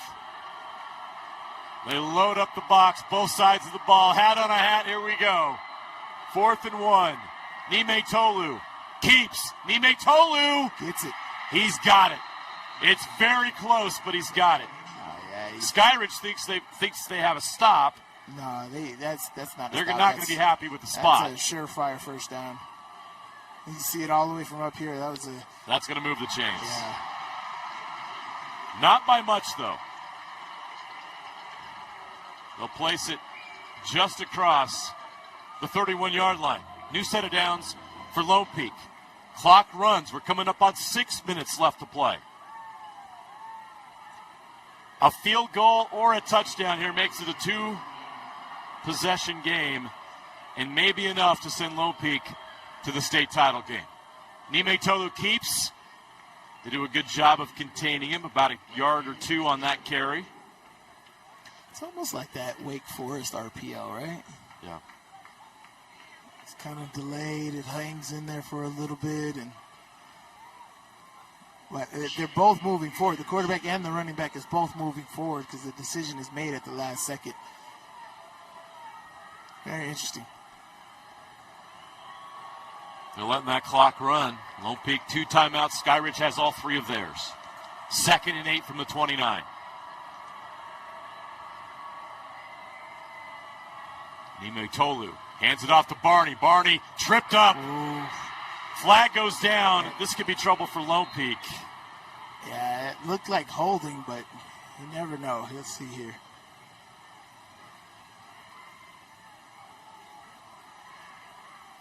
Yeah, Lone Peak's moving back, so that's a 10-yard penalty there, making it 2nd down and 20.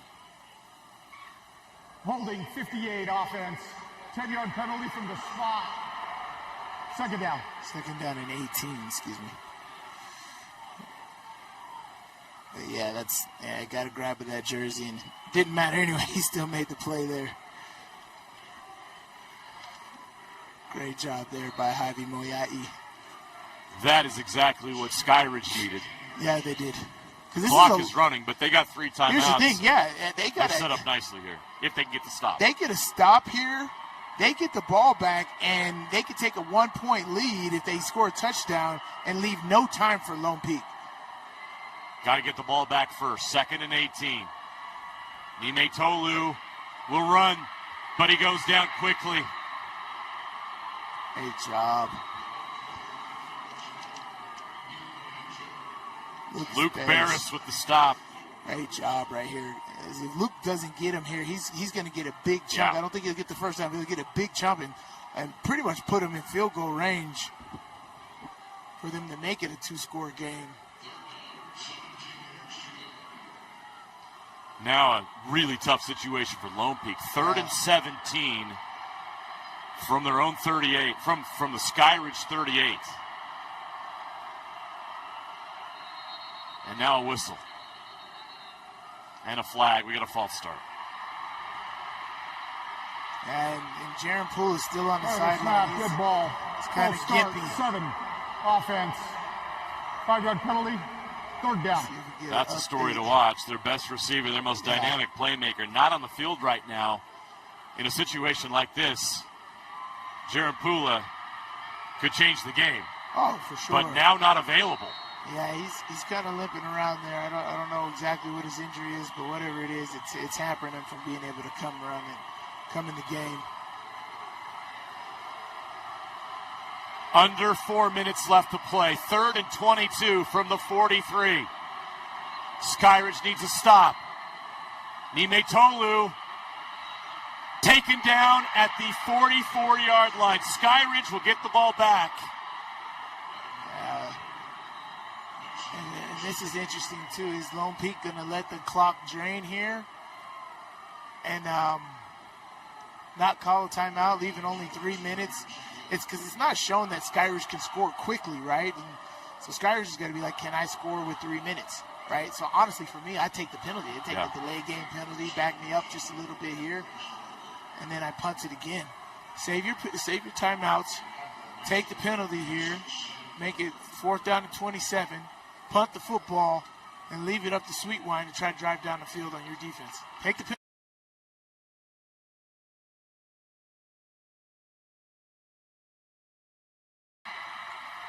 Return is on. Spinning around. Trying to find a lane. Finally goes down to the 25. A great effort from Briggs Parker to give this offense a little bit of breathing room as they attempt to win this game. So the Skyridge defense did their job. They get Lone Peak off the field without any points. It is a 6-point game, 13-7. How long was that drive? With 2:51 left. That was a grinder of a drive to come away with no points. As we said in the first half, Lone Peak has possessed the ball for the majority of this game, but they haven't translated to points. Yeah. They haven't made it count, and that's what you got to do. If you take grinder drives, you got to pay them off with points here. So essentially, they're at 33 and a half minutes of possession in this game, and you're only up by 6. That's meaning nothing. And so guess what? This Skyridge offense. 8:52 off the clock on that drive. Jeez. It started in the 3rd quarter. Jeez. Sorry, that's not correct. It did not start in the 3rd quarter. That was their second. That was the previous drive. But 8:50. Almost 9 minutes. Almost 9 minutes of this 4th quarter.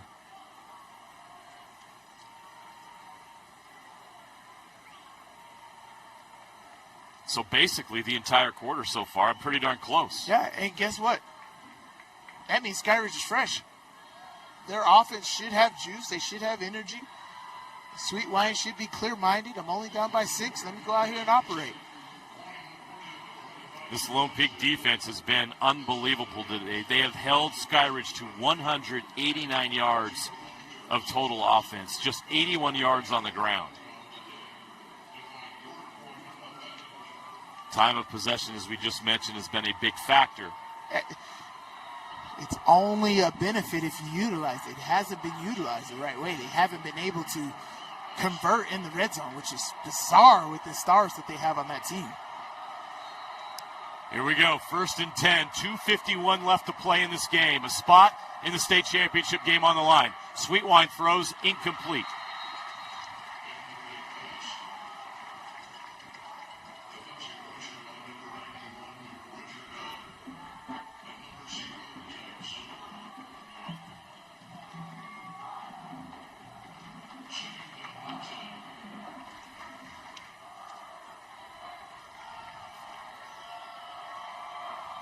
Second and 10 from the 25. Sweetwine will check to the sideline. 4-man front for Lone Peak.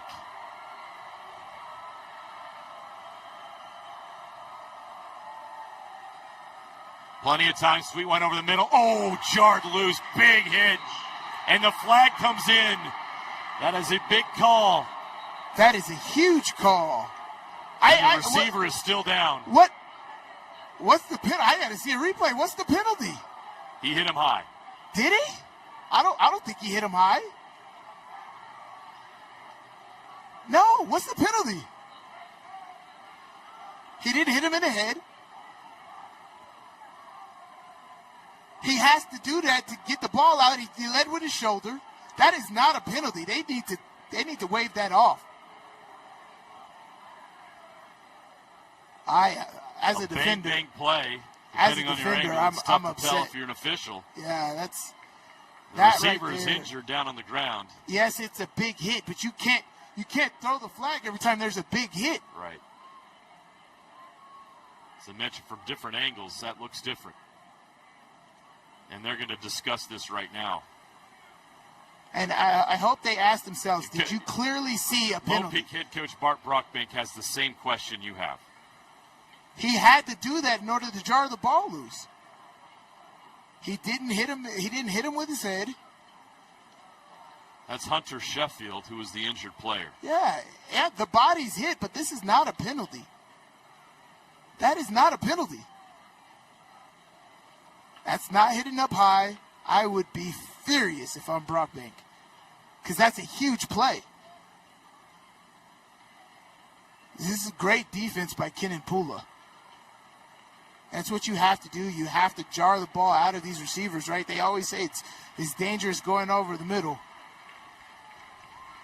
Grady was able to come up, but that was an outstanding defensive play. They got to come on now.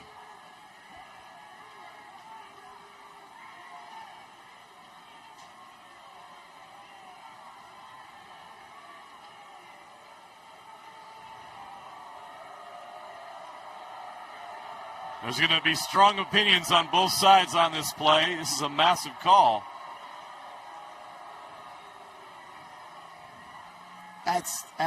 He's giving the same explanation you are. I'm disgusted if I'm Coach Brockbank.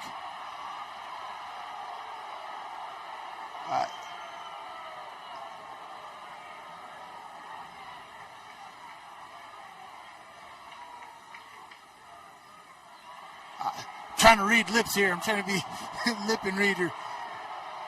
But I would be irate. Because this is key. This is going to a state championship game. This is a big call. That should have been 3rd and 10 from their own 25.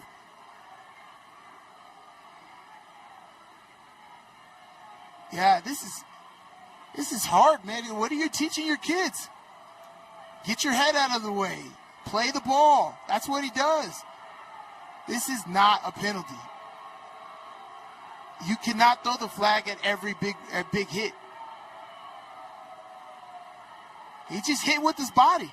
Oh, I'm furious if I'm Brockbank. You can see how from different angles the perception is different. But as you see it here in the replay, with the benefit of replay, it's not contact to the head. During the play, personal foul, number 9, defenseless player. 15-yard penalty. Yardage results in a first down.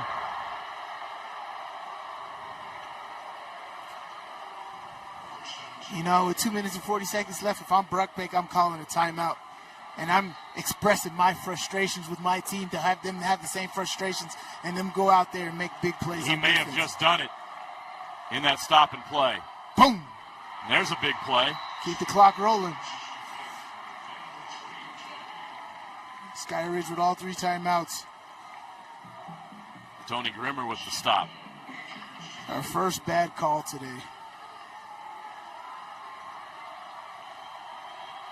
Clock's running. Sweetwine will run. Goes down at the 45-yard line, 5 yards short. It'll be 3rd down and 5. Another big 3rd down here. Yeah, it keeps the clock rolling here. They got to get lined up. They got to check this play. This is nothing. I might take a timeout here to get the correct call.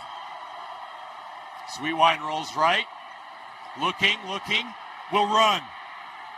Not at the sticks. He's short. We got a 4th down situation.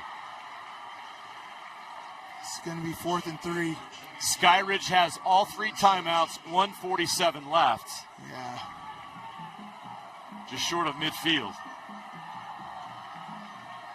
Lone Peak defense stepping up here.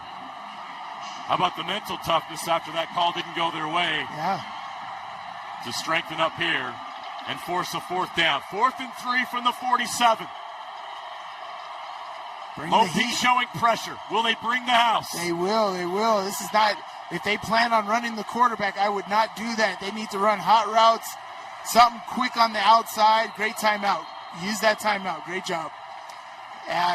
Lone Peak was bringing the heat right there. I'm not sure that Skyridge was ready for that. Timeout. Skyridge. Their first charge timeout of the half. Yeah, their offensive line needs to learn how to handle something that we saw yesterday from that West game. The offensive line was not counting the defenders, and they got lost track and letting guys go free all day on Camden Lapati. And so this offense here needs to take a chance here. You got 4th down and 3.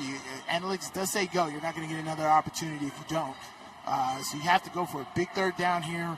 I don't think you're going to be able to run Kenan Pula. I may be wrong, but I don't think you're going to be able to do it. That's what Lone Peak's going to be. Antennas are going to be up at it. And so you need to understand what one-on-one opportunity am I going to have, right? A lot of teams like to do this out route, right? They do an out route from the slot. Hunter Sheffield, number 2, back in the game after that hit earlier. It's 4th down and 3 from the 47-yard line. Watch the sprint out here by Kenan. He's going to get him outside of the pocket. Sweetwine throws.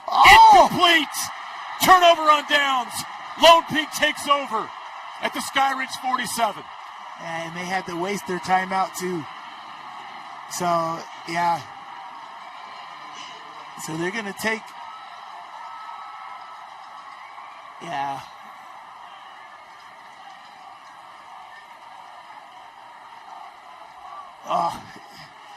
If they use the timeouts, they may get the ball back with like 30 seconds left.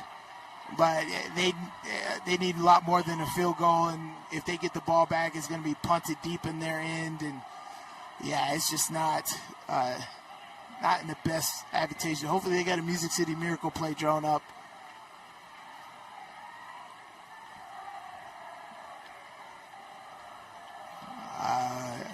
See Lone Peak talking their stuff in the student section over there. Rightfully so. It's been a tough battle. But your guys definitely made it happen.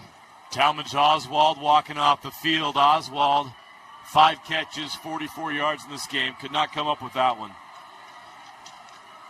And Lone Peak is 1 first down away from a Corner Canyon rematch. Only one team has defeated Corner Canyon this season. It is the team that possesses the ball right now. Lone Peak. They still have to run the football here, so take care of the football. Barney. They get him down, they'll call a timeout. Remember, they took that timeout earlier. To talk about the fourth down play. And you talk about the importance of that play. Timeout to Skyridge. Now you're down to 1. And here's the thing, you had to take that timeout. Right? I don't blame them either. That was such a big play. You had to have the right thing dialed up. You had to be in order. And unfortunately for them, they did not execute. But now on the other end of it, you burn that timeout, and you're in a situation here where time may run out on you. 2nd down and 7 when they come back from the timeout. First down ends the game. Yes. And even with the stop, Skyridge will not have much time. Yes, they will not. So that Lone Peak defense has held Skyridge to 196 yards of total offense. It's really one drive, that 80-yard drive to start the second half was pretty much it. And that grinder of a drive they had at the beginning of this quarter, that Lone Peak offense had.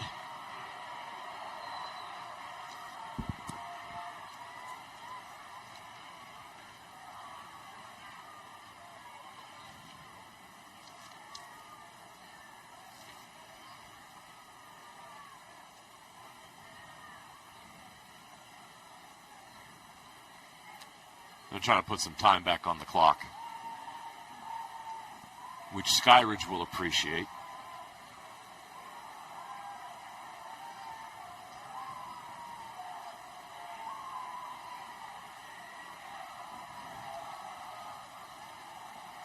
And as soon as they fix the clock, we can go.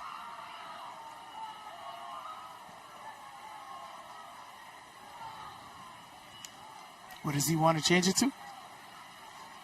I think he wants to add 3 seconds on the clock based on the hand gestures that they're pointing. Okay, 1 second. 38. They're going to add a second, which in the situation matters.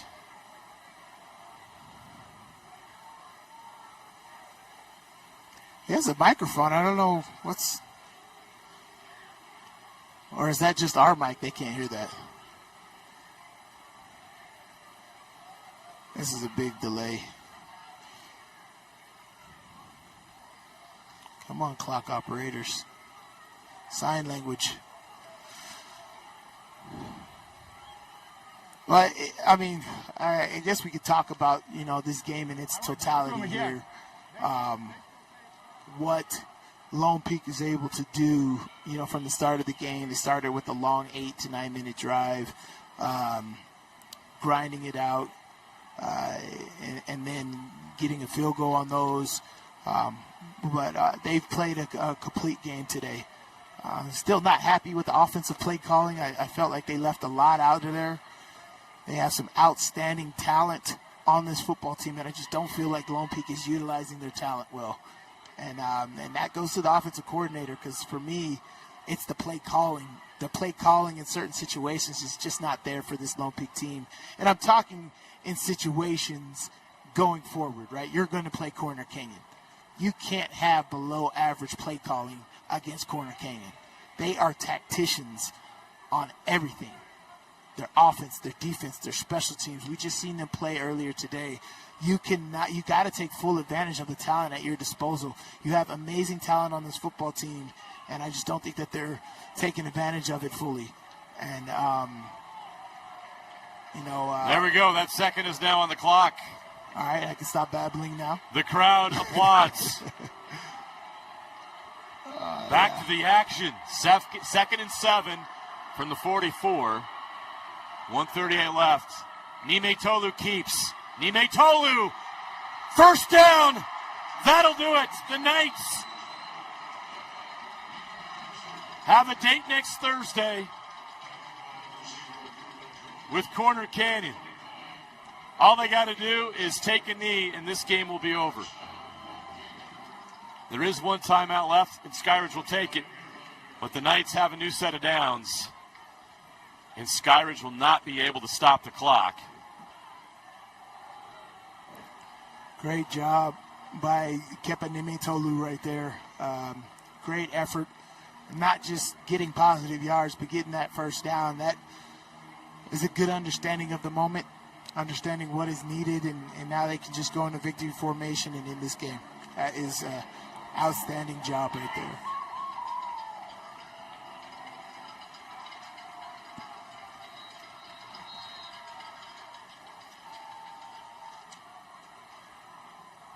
So we're going to get a rematch next Thursday from last year's state championship game.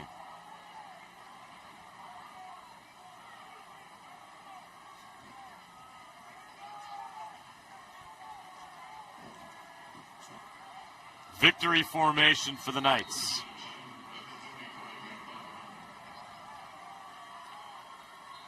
Muytalo takes a knee. Tremendous job. All right, here by Lone Peak, and they'll run this clock. They'll have to maybe take 2 more knees here. I don't know if my math is correct here, but this is victory formation, the best formation in football, and this is for a ticket to the state championship game. Great game here by Lone Peak. Hard-fought battle against Skyridge. Absolutely talented team. Skyridge, big fight, great year this year.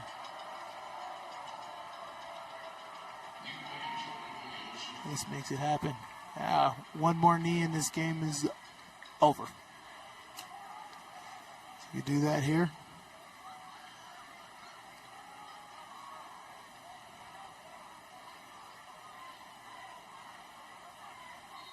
Nice. Good job. As you said, these are two familiar teams here, and they know each other extremely well. This is hard-fought battles. And Lone Peak got their get back, right? Skyridge won the game previously this season, and Lone Peak was able to hold out, and we have another Corner Canyon Lone Peak championship game. The Lone Peak Knights have their revenge. They defeat their rivals 13-7. A hard-fought defensive battle here on the turf of Rice-Eccles Stadium. The Lone Peak Knights are headed to another state championship game. As Sly said, we get a rematch from last year. Once again, it's going to be Lone Peak versus Corner Canyon for a 6A state title. A tremendous season for the Skyridge Falcons. Getting back to the turf once again with the same result as last year. Their run ends in the state semifinals.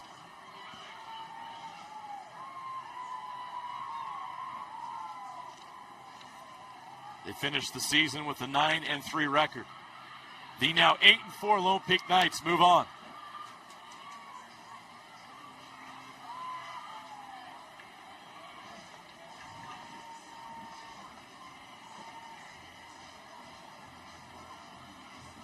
Time of possession, a big story in this game. 32 minutes, 21 seconds for Lone Peak. Just 15 minutes and 39 seconds for Skyridge.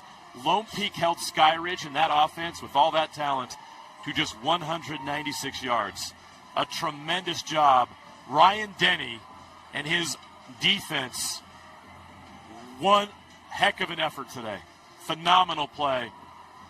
And that defense is going to send them to the state championship game. Let's go down to Kayla Kiesel, who's standing by with the Pula brothers. You have the Pula brothers down here with me. Congratulations, guys. Big game for y'all. First of all, what has it meant to you guys to be able to play together as brothers? Oh, it means everything. We've been doing it since we were little kids, so, it's an advantage, I think. Yeah, what he said. What was clicking for you guys out there today? I really think it was our defense. We practiced a lot, watched a lot of film. I think it was really our defense today. Yeah, it was definitely the defense as well. They've been game planning this all week, and I think they did their job. What adjustments did you guys make, losing 6 weeks ago to this team to now controlling and dominating the field? I don't think it was really adjustments. We were just trying to really find the chemistry again with Kepa being hurt and backup quarterback had to step up, and Kepa coming back, we just had to find it again. Hey, thank you guys. Congratulations. Thank you. Real quick, if you can hear me, ask Kenan about that. 1 moment. Ask Kenan about that interception. I got to know more about that grab he had. That's all over social media right now. He's got to explain to us how in the world he did that. Walk us through this interception that you had, because it was one of the greatest I've personally ever seen. So what? It was all right. Well, I practiced that. I really practiced that in practice. I made that catch a few times in practice, and Jaron knows it too. That's why he said it wasn't really impressive, because he sees it all the time. So yeah. Well, I have a feeling it's going to be trending all over soon. So, congratulations, guys. Phenomenal performance from the both of you, and good luck at state. Thank you. Yeah. Jaron thought that was okay. Yeah.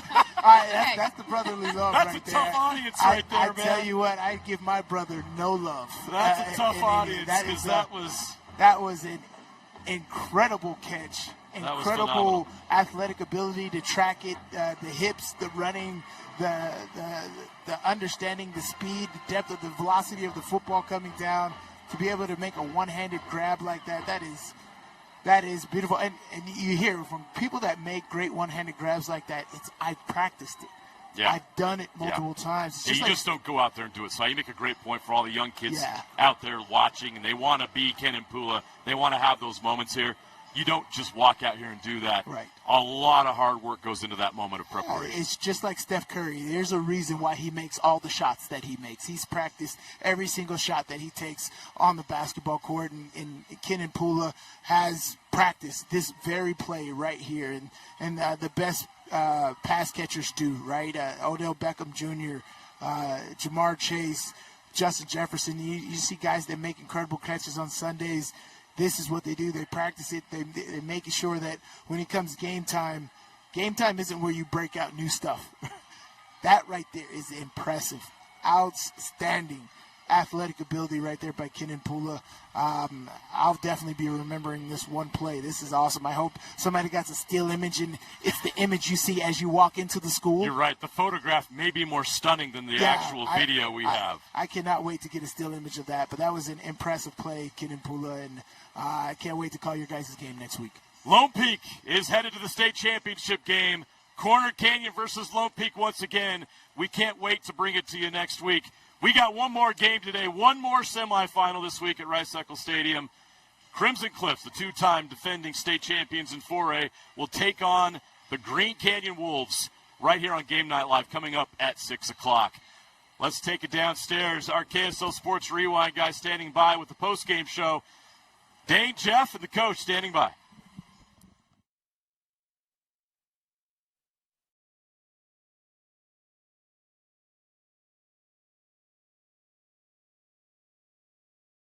Into our 6A post-game show live from Rice-Eccles Stadium. Dane Stewart, Coach Ed Larson, Jeff Hansen. 13-7. Lone Peak getting the win over Skyridge. Hey, look at this guy, huh? Could have gone either way. It could have gone either way. You said low scoring, and it certainly was. We'll have a look at our relight.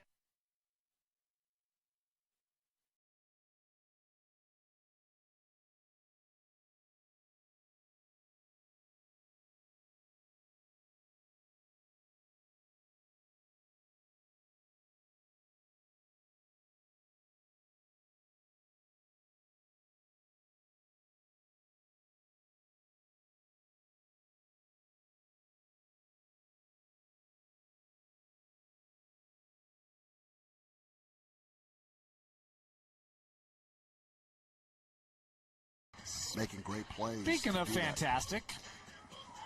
My goodness. Just, my goodness. That's unbelievable. I mean, that's... The hand gets turned. I don't even know what to say. Yeah, I'm without speech. It's unreal. That catch might be the catch of the year. I mean, it was crazy. And it was huge for the momentum of this game. And I think that's one lost aspect, because you watch this catch over and over again, and it's like it's amazing every time. But the way that stole the momentum back for Lone Peak, because Skyridge had just gone down, they had scored, then they got a quick out, they got the ball back, and that route, receiver had some space. I mean, if he doesn't come up with that play, it could go for 6, and all of a sudden, this is deja vu all over again for Skyridge. Kenan Pula's play right there, my goodness, it just flipped everything back for Lone Peak. And look, Sweetwine did a great job escaping. He gets tripped up here, but, Coach, it felt like he contained passing plays, running plays regularly for Skyridge today. Yeah, I think that's, had this thing gone the other direction, I think Lone Peak would have been kicking themselves, because it wasn't that just he escaped. He got out of huge negative plays. All those were 7-8 yards deep that would have really changed the whole complexity of the game from that standpoint. Yeah, Coach and I were counting in the press box, and I think we got as high as 4 or 5 would-be sacks that Keneal Sweetwine was able to get out of just with sheer athleticism. Last opportunity, and that hit. Look, there's going to be plenty of people upset. We will have a discussion about this.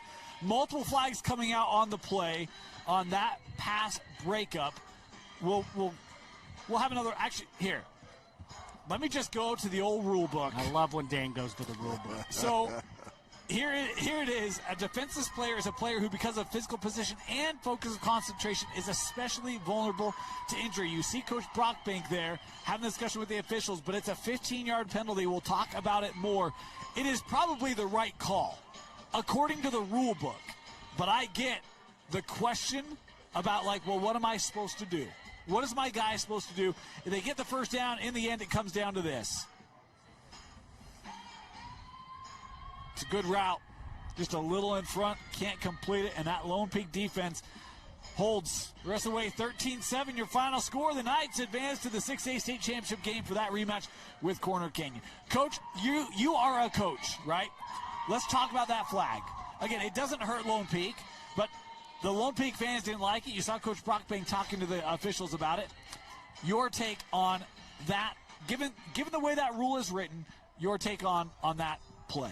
I think it's a tough one to call. I think one of the things I've always asked officials when I feel like it's been an unjust call is ask me, how do I coach my players then? Because that's my job. Your job is to officiate, but if you make a call that gets it to the point where I can't coach my players to how to handle that play, then we're in trouble. And that's where I think things have got to be looked at and talked about a little bit more. But that's the tough part. I think Bart's trying to say that. I don't know what to tell my player defensively.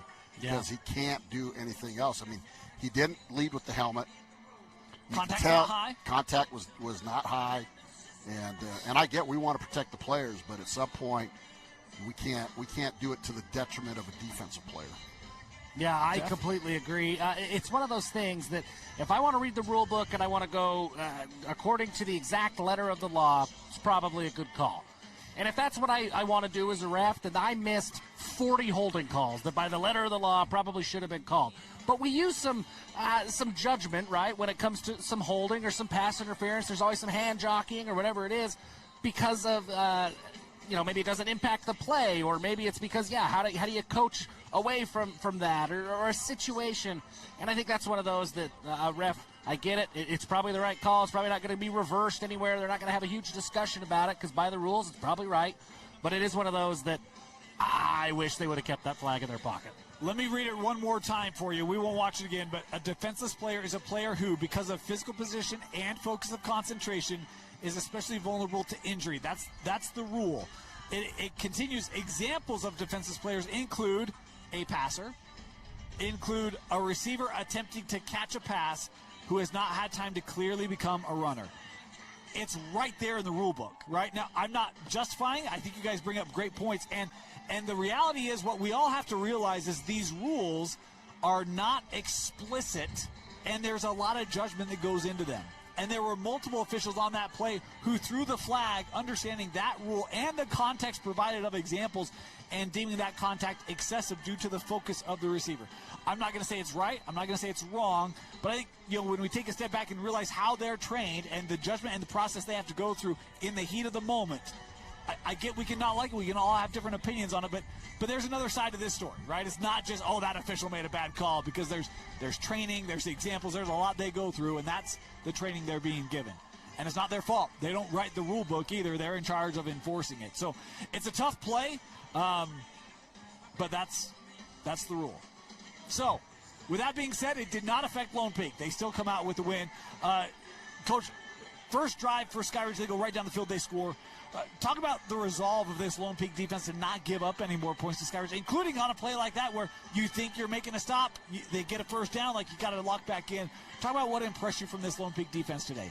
That resilient grit type of guys that just don't quit. We talked about neither side was going to quit tonight at any point of the game, and they didn't.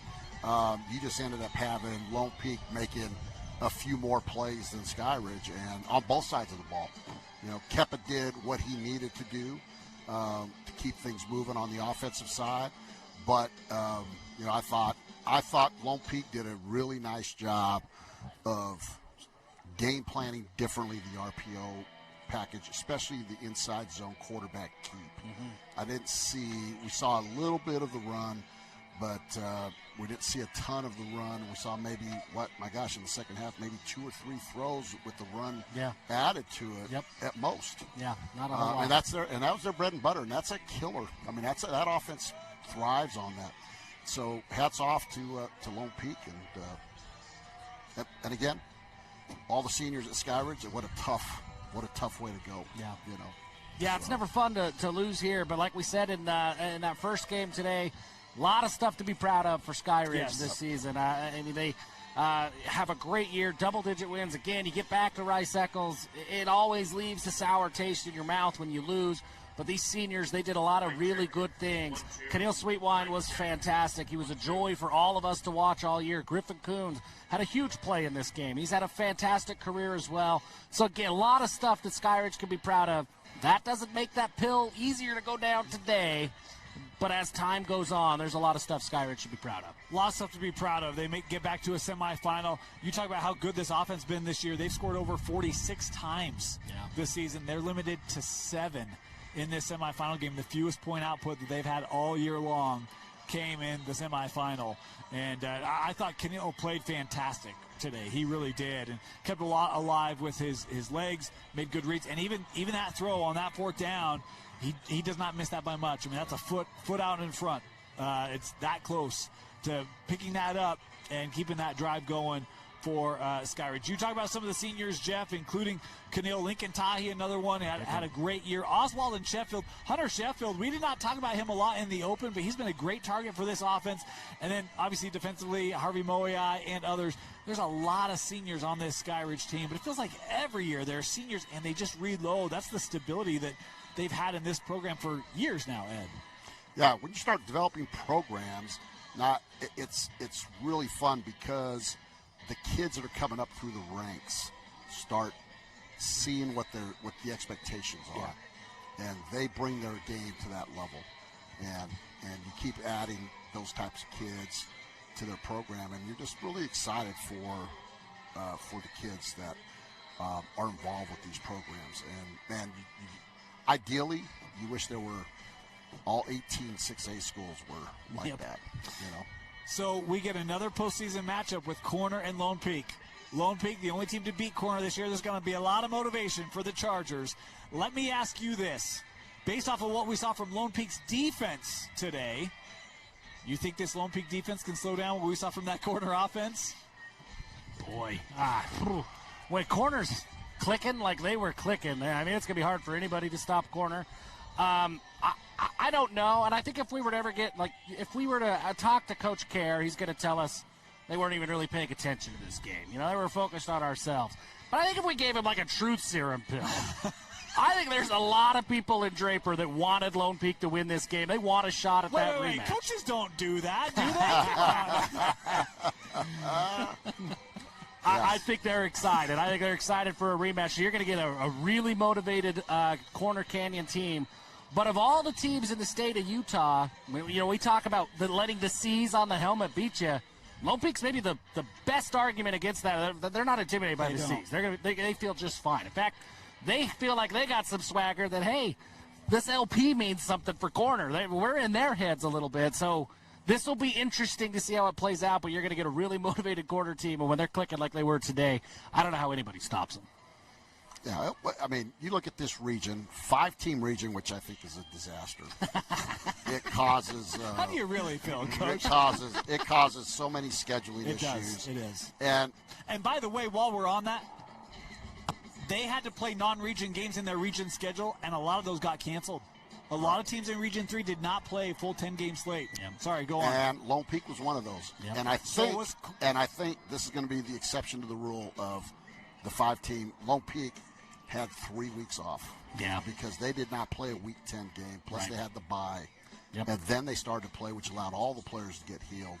So, having said what I said about the disastrous 5-team region, this is going to be in favor of Lone Peak because now this goes to where they've been able to heal and get themselves ready to play and be ready to go now. Because, again, it's another game where Kepa is going to be a first-time shot at Corner, similar to tonight.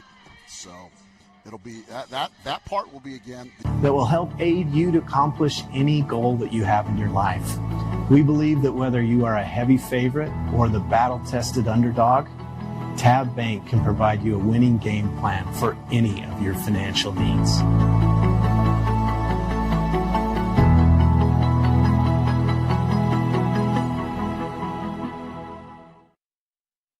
Welcome back to the UCCU Savings Spotlight.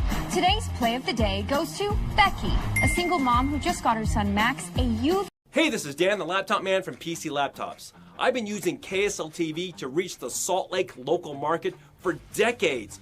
If you want the most effective advertising, use KSL TV, because at PC Laptops and KSL TV, we love you.